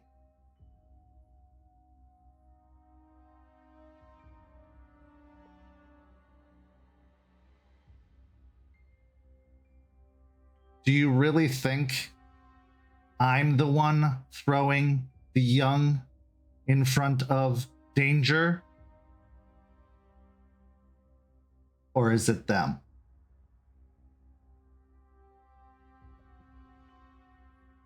They don't have a concept of age like we do. They don't need it to be domitors throwing servants in harm's way.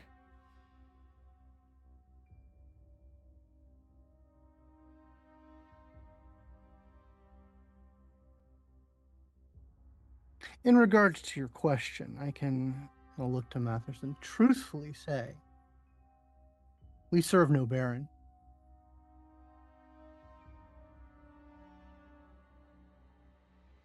Not yet.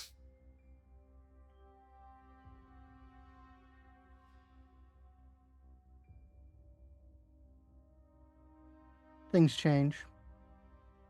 But that is the truthful answer at the moment. All right, if we want to get litigious about it. Is there not an Esquire after your name, Prince Baitman? Of course. But I was being polite. Mirthful. It's exhausting.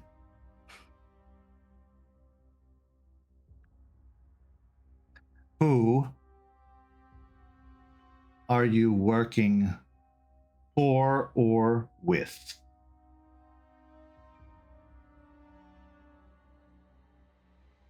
The Anarch movement and all true comrades within it.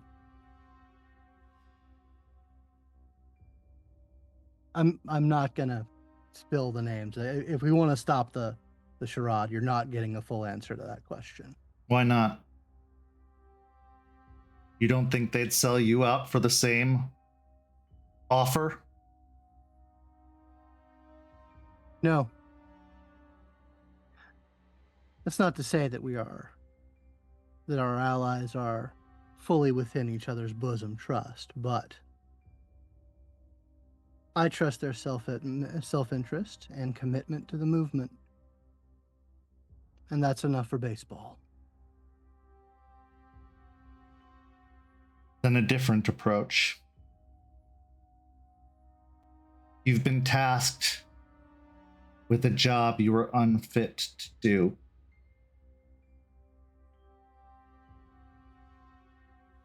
The circulatory system.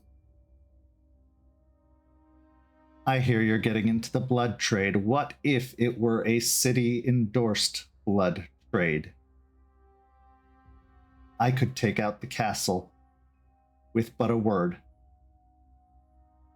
You don't need to get your hands dirty. You don't need to get yourselves killed. Because I think we both know what you're dealing with, and it is unfair of them to ask you to do it.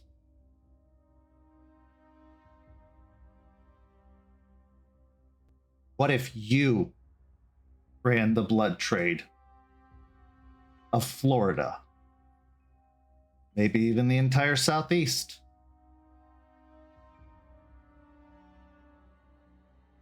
Because that's what this all started with, isn't it?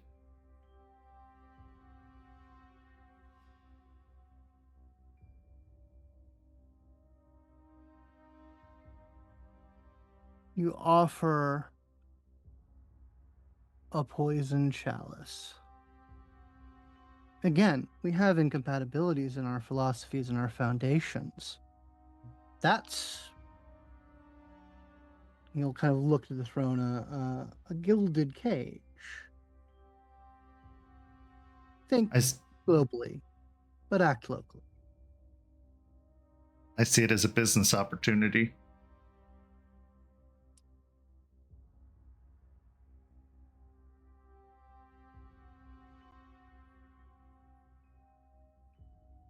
What about you, Mr. Walker?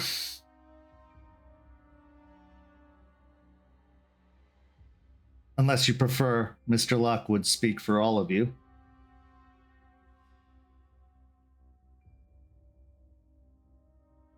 I personally ain't a big fan of the blood trade.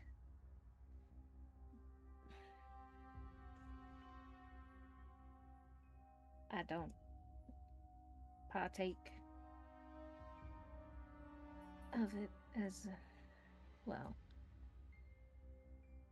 It is hard for me to feed from them. And even if I could, I don't think I would want to. I don't like the idea of people getting hurt.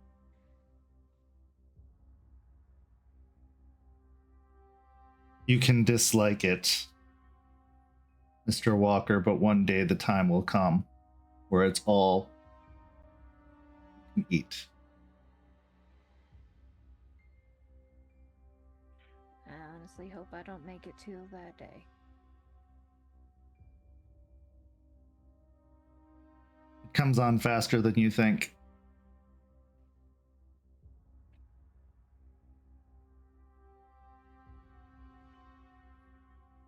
But what about your desires? Blood trade aside.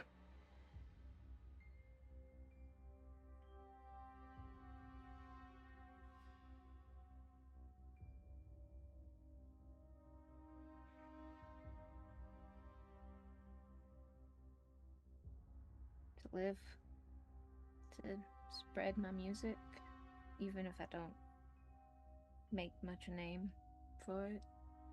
Get my message out there, my words. Make a legacy that I could be proud of, even if I live longer than it.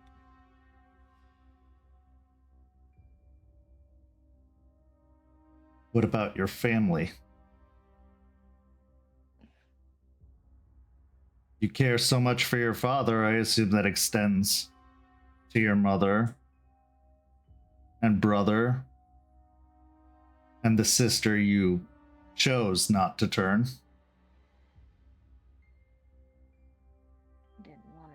I didn't want to turn Beth in the first place either.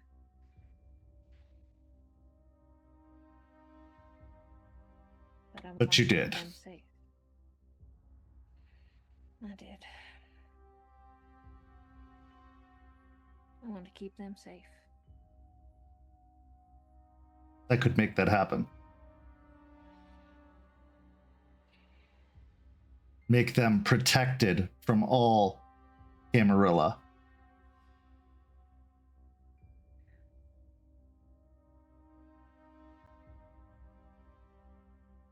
They could actually have a safe home in this city.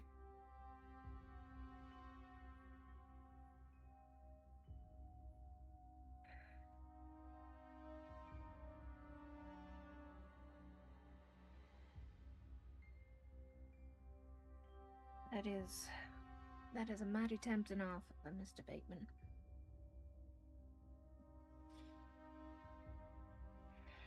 Would that safety not be contingent on continued obedience? Could it not be even easier to snuff them out if you're there in a Camarilla provided home? Certainly. What I'm asking for is trust. I have no reason to lie. I could have done it this entire time if I wanted to. Talia certainly wanted to. But like I said, I am willing to forgive her murder and wipe the slate clean for a fresh start for all of us.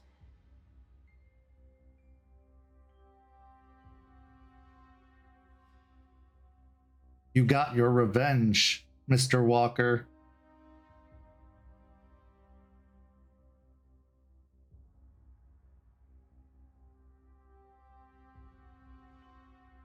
Of course. We could walk away from this meeting, no deals made, no exchanges had, and see where the chips fall. But I'd prefer not to. I prefer to avoid unnecessary bloodshed. He then slightly looks over his shoulder. Mr. Masterson has no such qualms.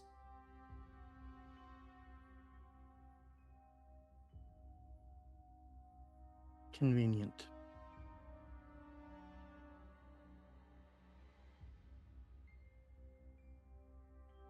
Honest.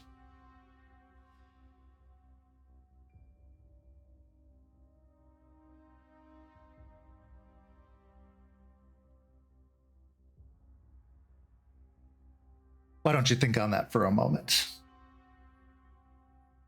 O'Shea.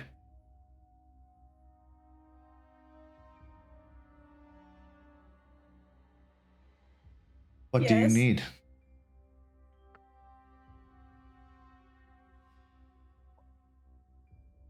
Pretty solid as far as stuff goes. I'm pretty self-contained. I make a point, in fact, of not needing anything from anyone. So sorry. Not even protection from wolves at nightclubs? No, that's what I got, comrades. Thank you, though. I appreciate the help.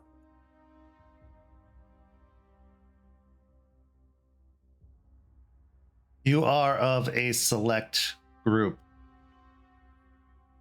A group that was almost eradicated by the rising of its forebearer.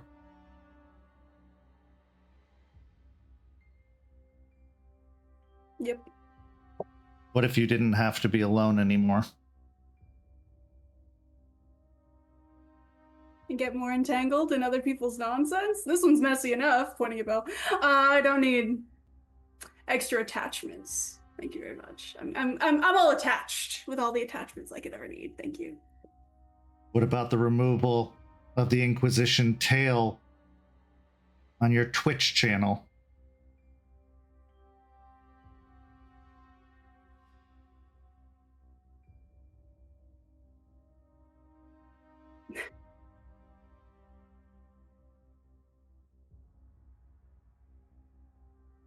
Can I roll to see if he's bullshitting me in this moment? Like, that's a Wits pull. and insight. That is a fucking pull. Okay.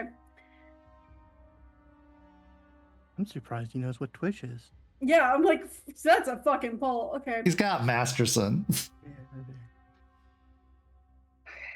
He doesn't know, but he's like, this is what I've been told about these people. What's a VPN? He is as honest can be.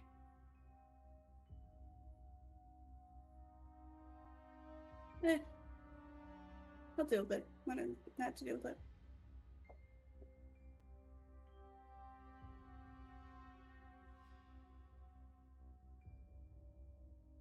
Very well. Thank you, though. I do appreciate the olive branch. Well, if there's nothing I can offer any of you, then why are you here? Why accept my invitation? To make a statement? To... We kind of left it just sort of on one of our vehicles. It's a little hard to ignore when it's shoved right there. So it felt very urgent. So we wanted to, hear you out. See what you had to say. Yes, we're not savages. No, far from it.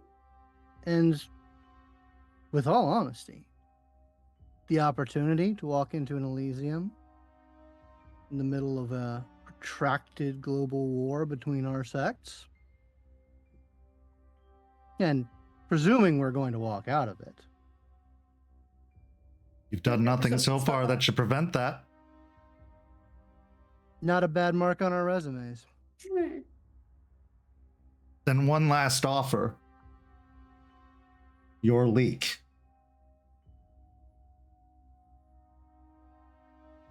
How do I know as much as I know? How have I learned as much as I've learned? I can tell you exactly how.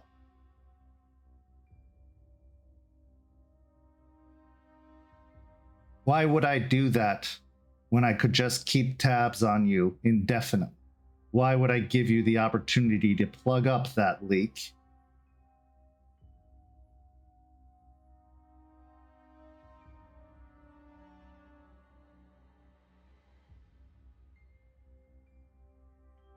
Well,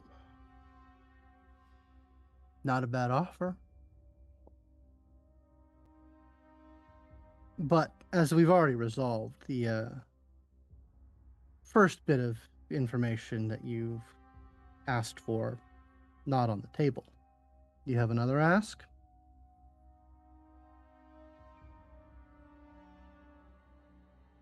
What did you talk to the wolves about?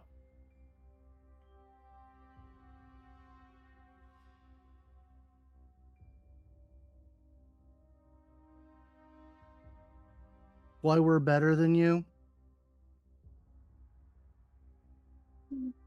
Less of a cancer on society, the city. How our interests could align.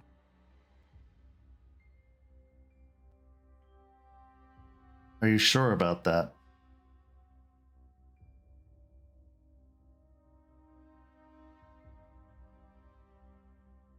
Sorry, I'm not parsing. I mean, that is what we talked about. Unless it was... But are you sure about that position?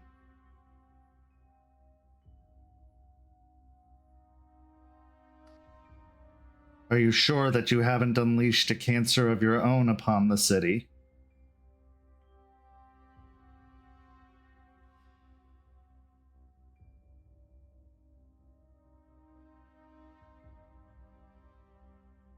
That is, as I believe the old Ferna phrase is, a matter of perspective.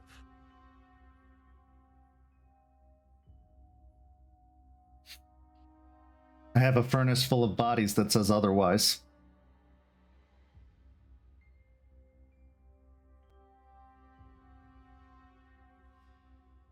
I'm not surprised that that's an issue for you.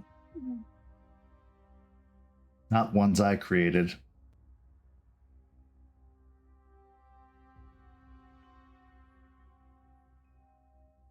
Where is your childer, Mr. Walker?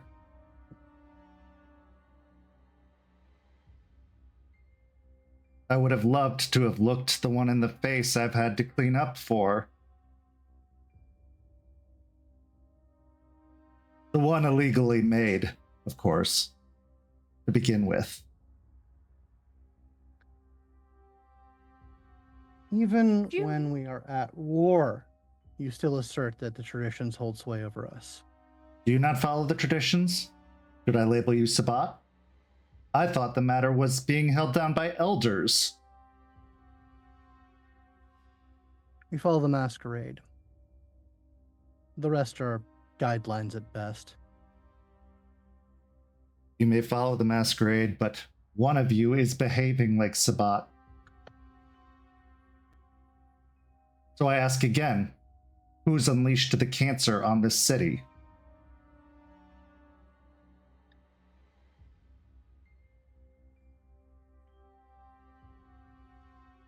Well, if I were you, I'd want proof of that before making any commitments. That's a very easy thing to say.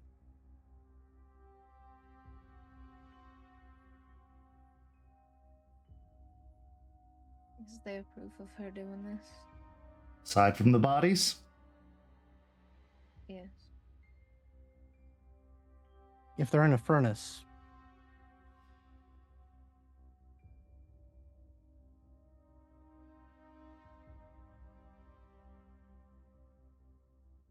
I don't believe anything's been agreed to, so why would I need it?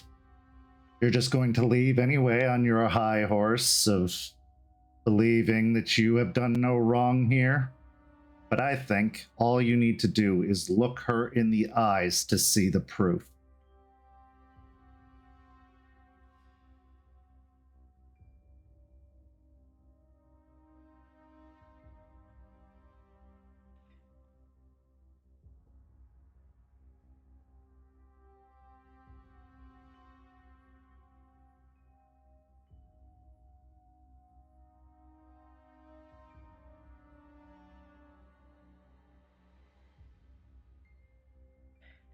if it's an issue, we'll deal with it in our own way.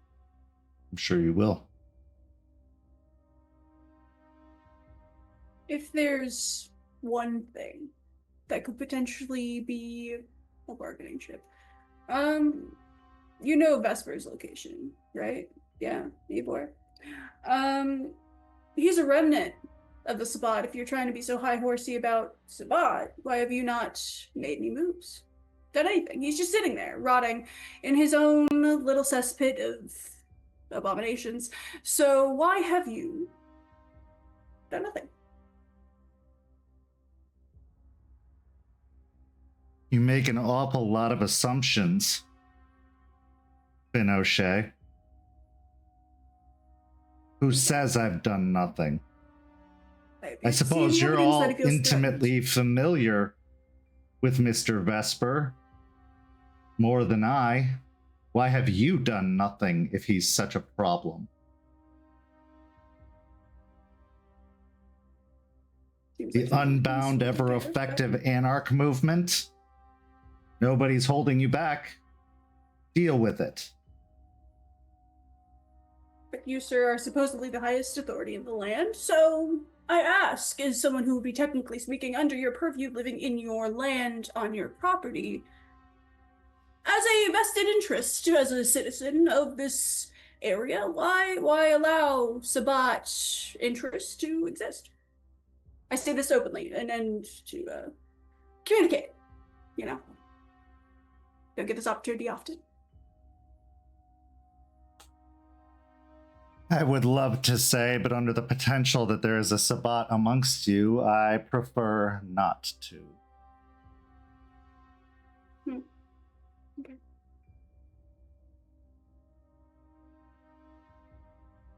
That'd be the only thing I could really think of as a bargaining chip where we could have a deeper conversation about information. That'd be, you know what? We'll call that I our could thing. drive him off, just like the castle, but I've been offered nothing. Every offer I've made has been rejected out of hand. Looks to Jeremiah.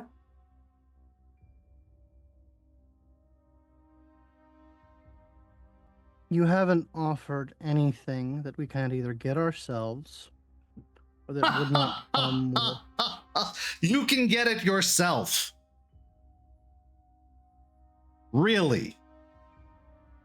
Is that what all the pleading was? Oh, we can get you information, but we can't promise anything.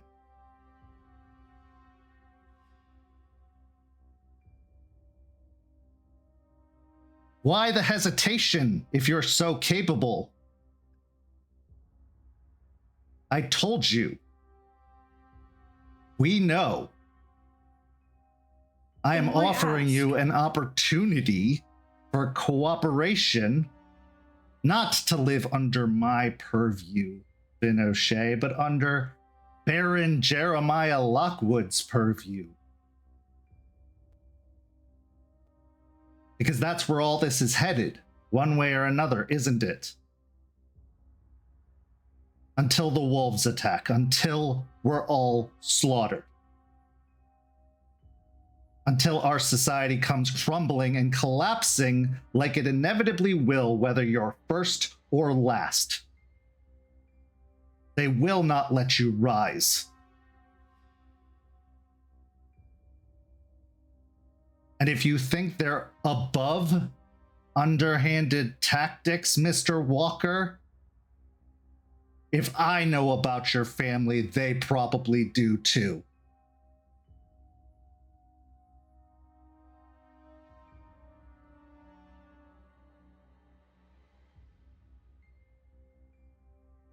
Think on that. I won't throw you to them. You are offering yourselves up.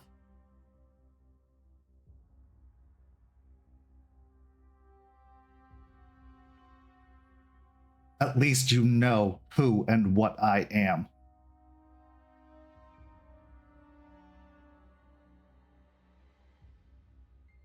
So go, do it yourself.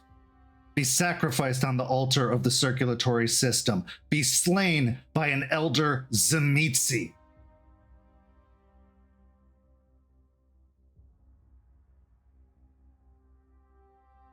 Let's see how long the movement lasts after that. Just to appease the dogs. One master for another.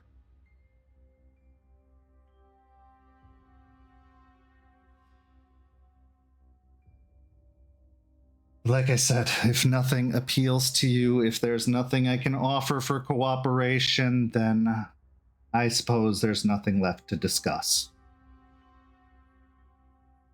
And since I can't get the answers I seek, I suppose Mr. Walker stays.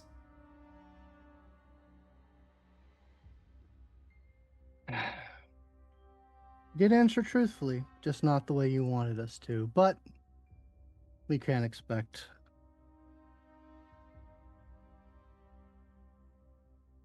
There's not much we can expect, is there? You can expect a violent and bloody end for us all. That you can bet on. Because the more we are divided, the more we are devoured.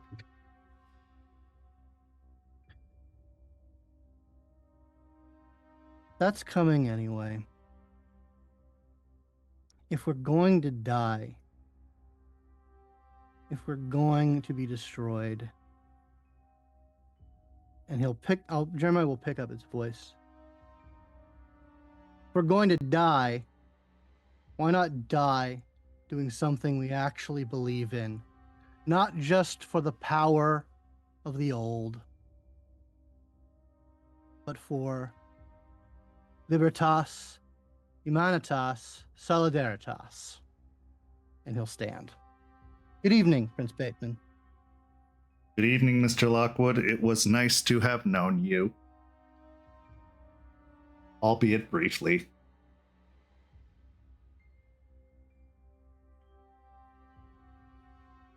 Finn is going to stand up and give a slight nod and just be like, lovely talking to you, Your Majesty. And I will follow Jeremiah. Once the other two are out of earshot, Beau will stand and then look over to Jeremy. I know I can't take him with me, but may I have just one moment aside away from everybody? Just to talk to him for a brief moment. Are you willing to pay the price?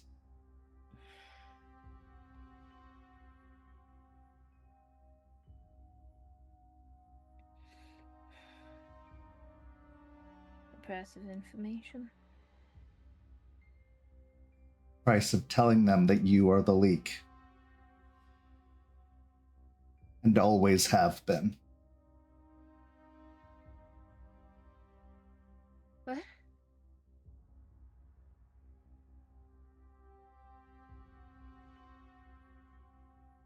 What? Tell them right now that you are the leak, and I will let you speak with him.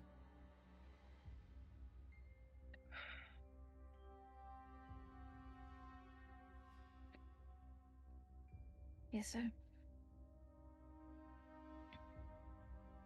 Beau will go to rejoin the others.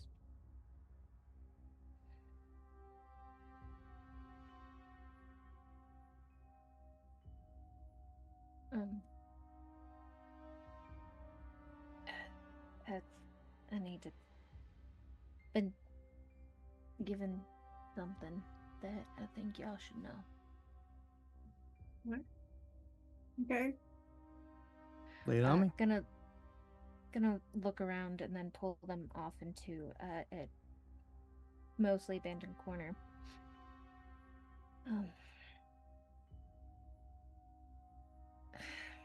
I've been told that I was the leak.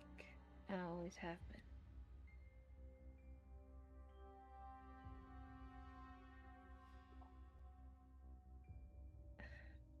Beau, Yeah. tell me something I didn't know. We'll figure it out.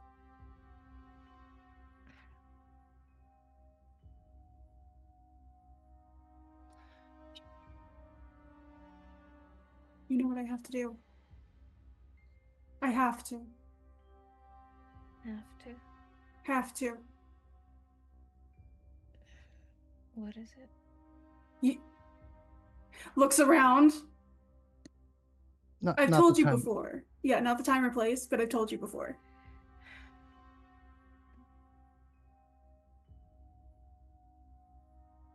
Yeah.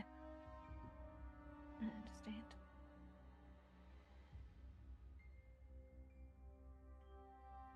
Go get what you paid for. Yeah.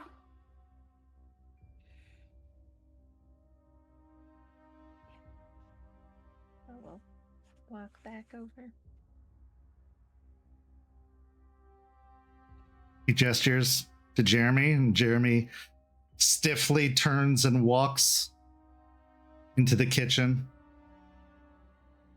Beau will follow him into the kitchen, and once they're in there, we'll pull him into a tight hug. Could have been free. Why are they so proud? We're all going to die, Beau.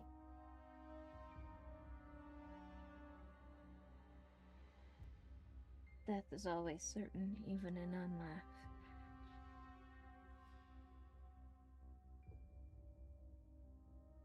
So I die a slave. Great.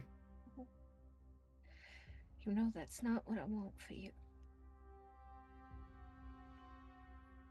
He was genuine, you know. He was gonna give you land, whatever you wanted, just to stop the conflict.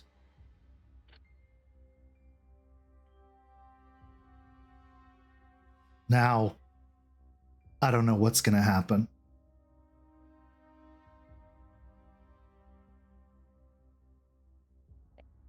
Damned if we do, damned if we don't. It could have been don't. But because of fucking politics. What we call ourselves?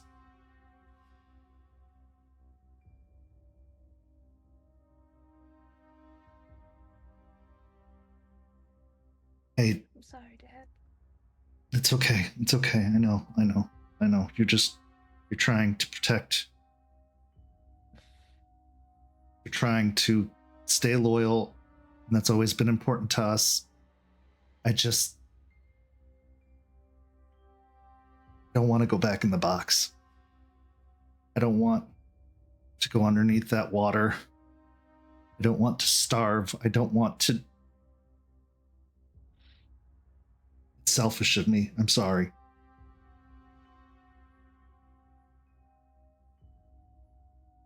I don't want that for you either.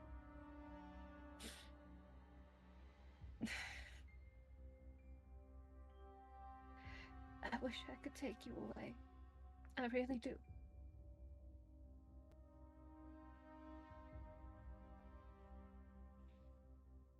I know.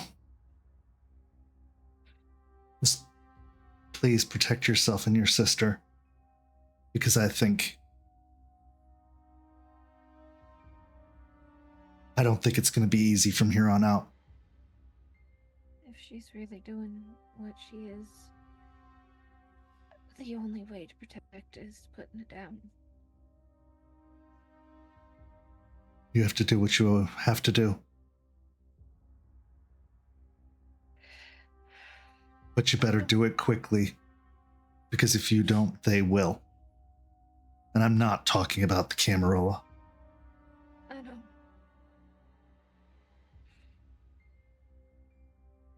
I'm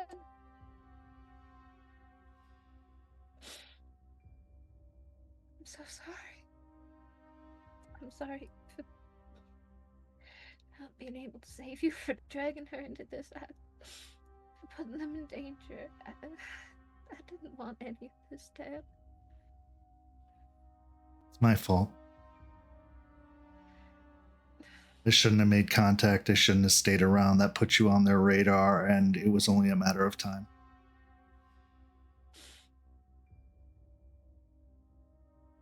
I forgive you, Dad.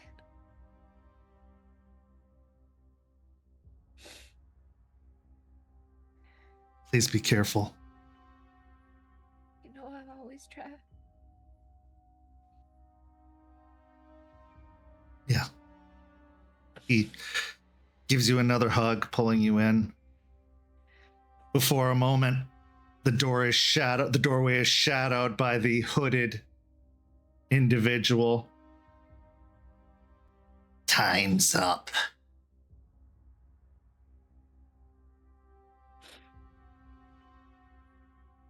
I will give him one last squeeze before stepping back and letting his arms fall to his side.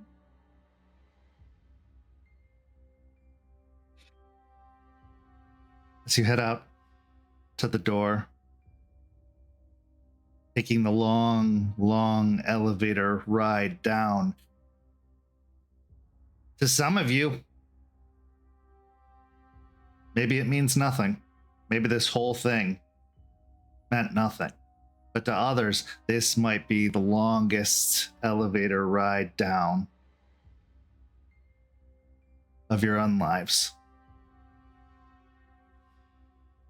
Was it a poison chalice? Probably.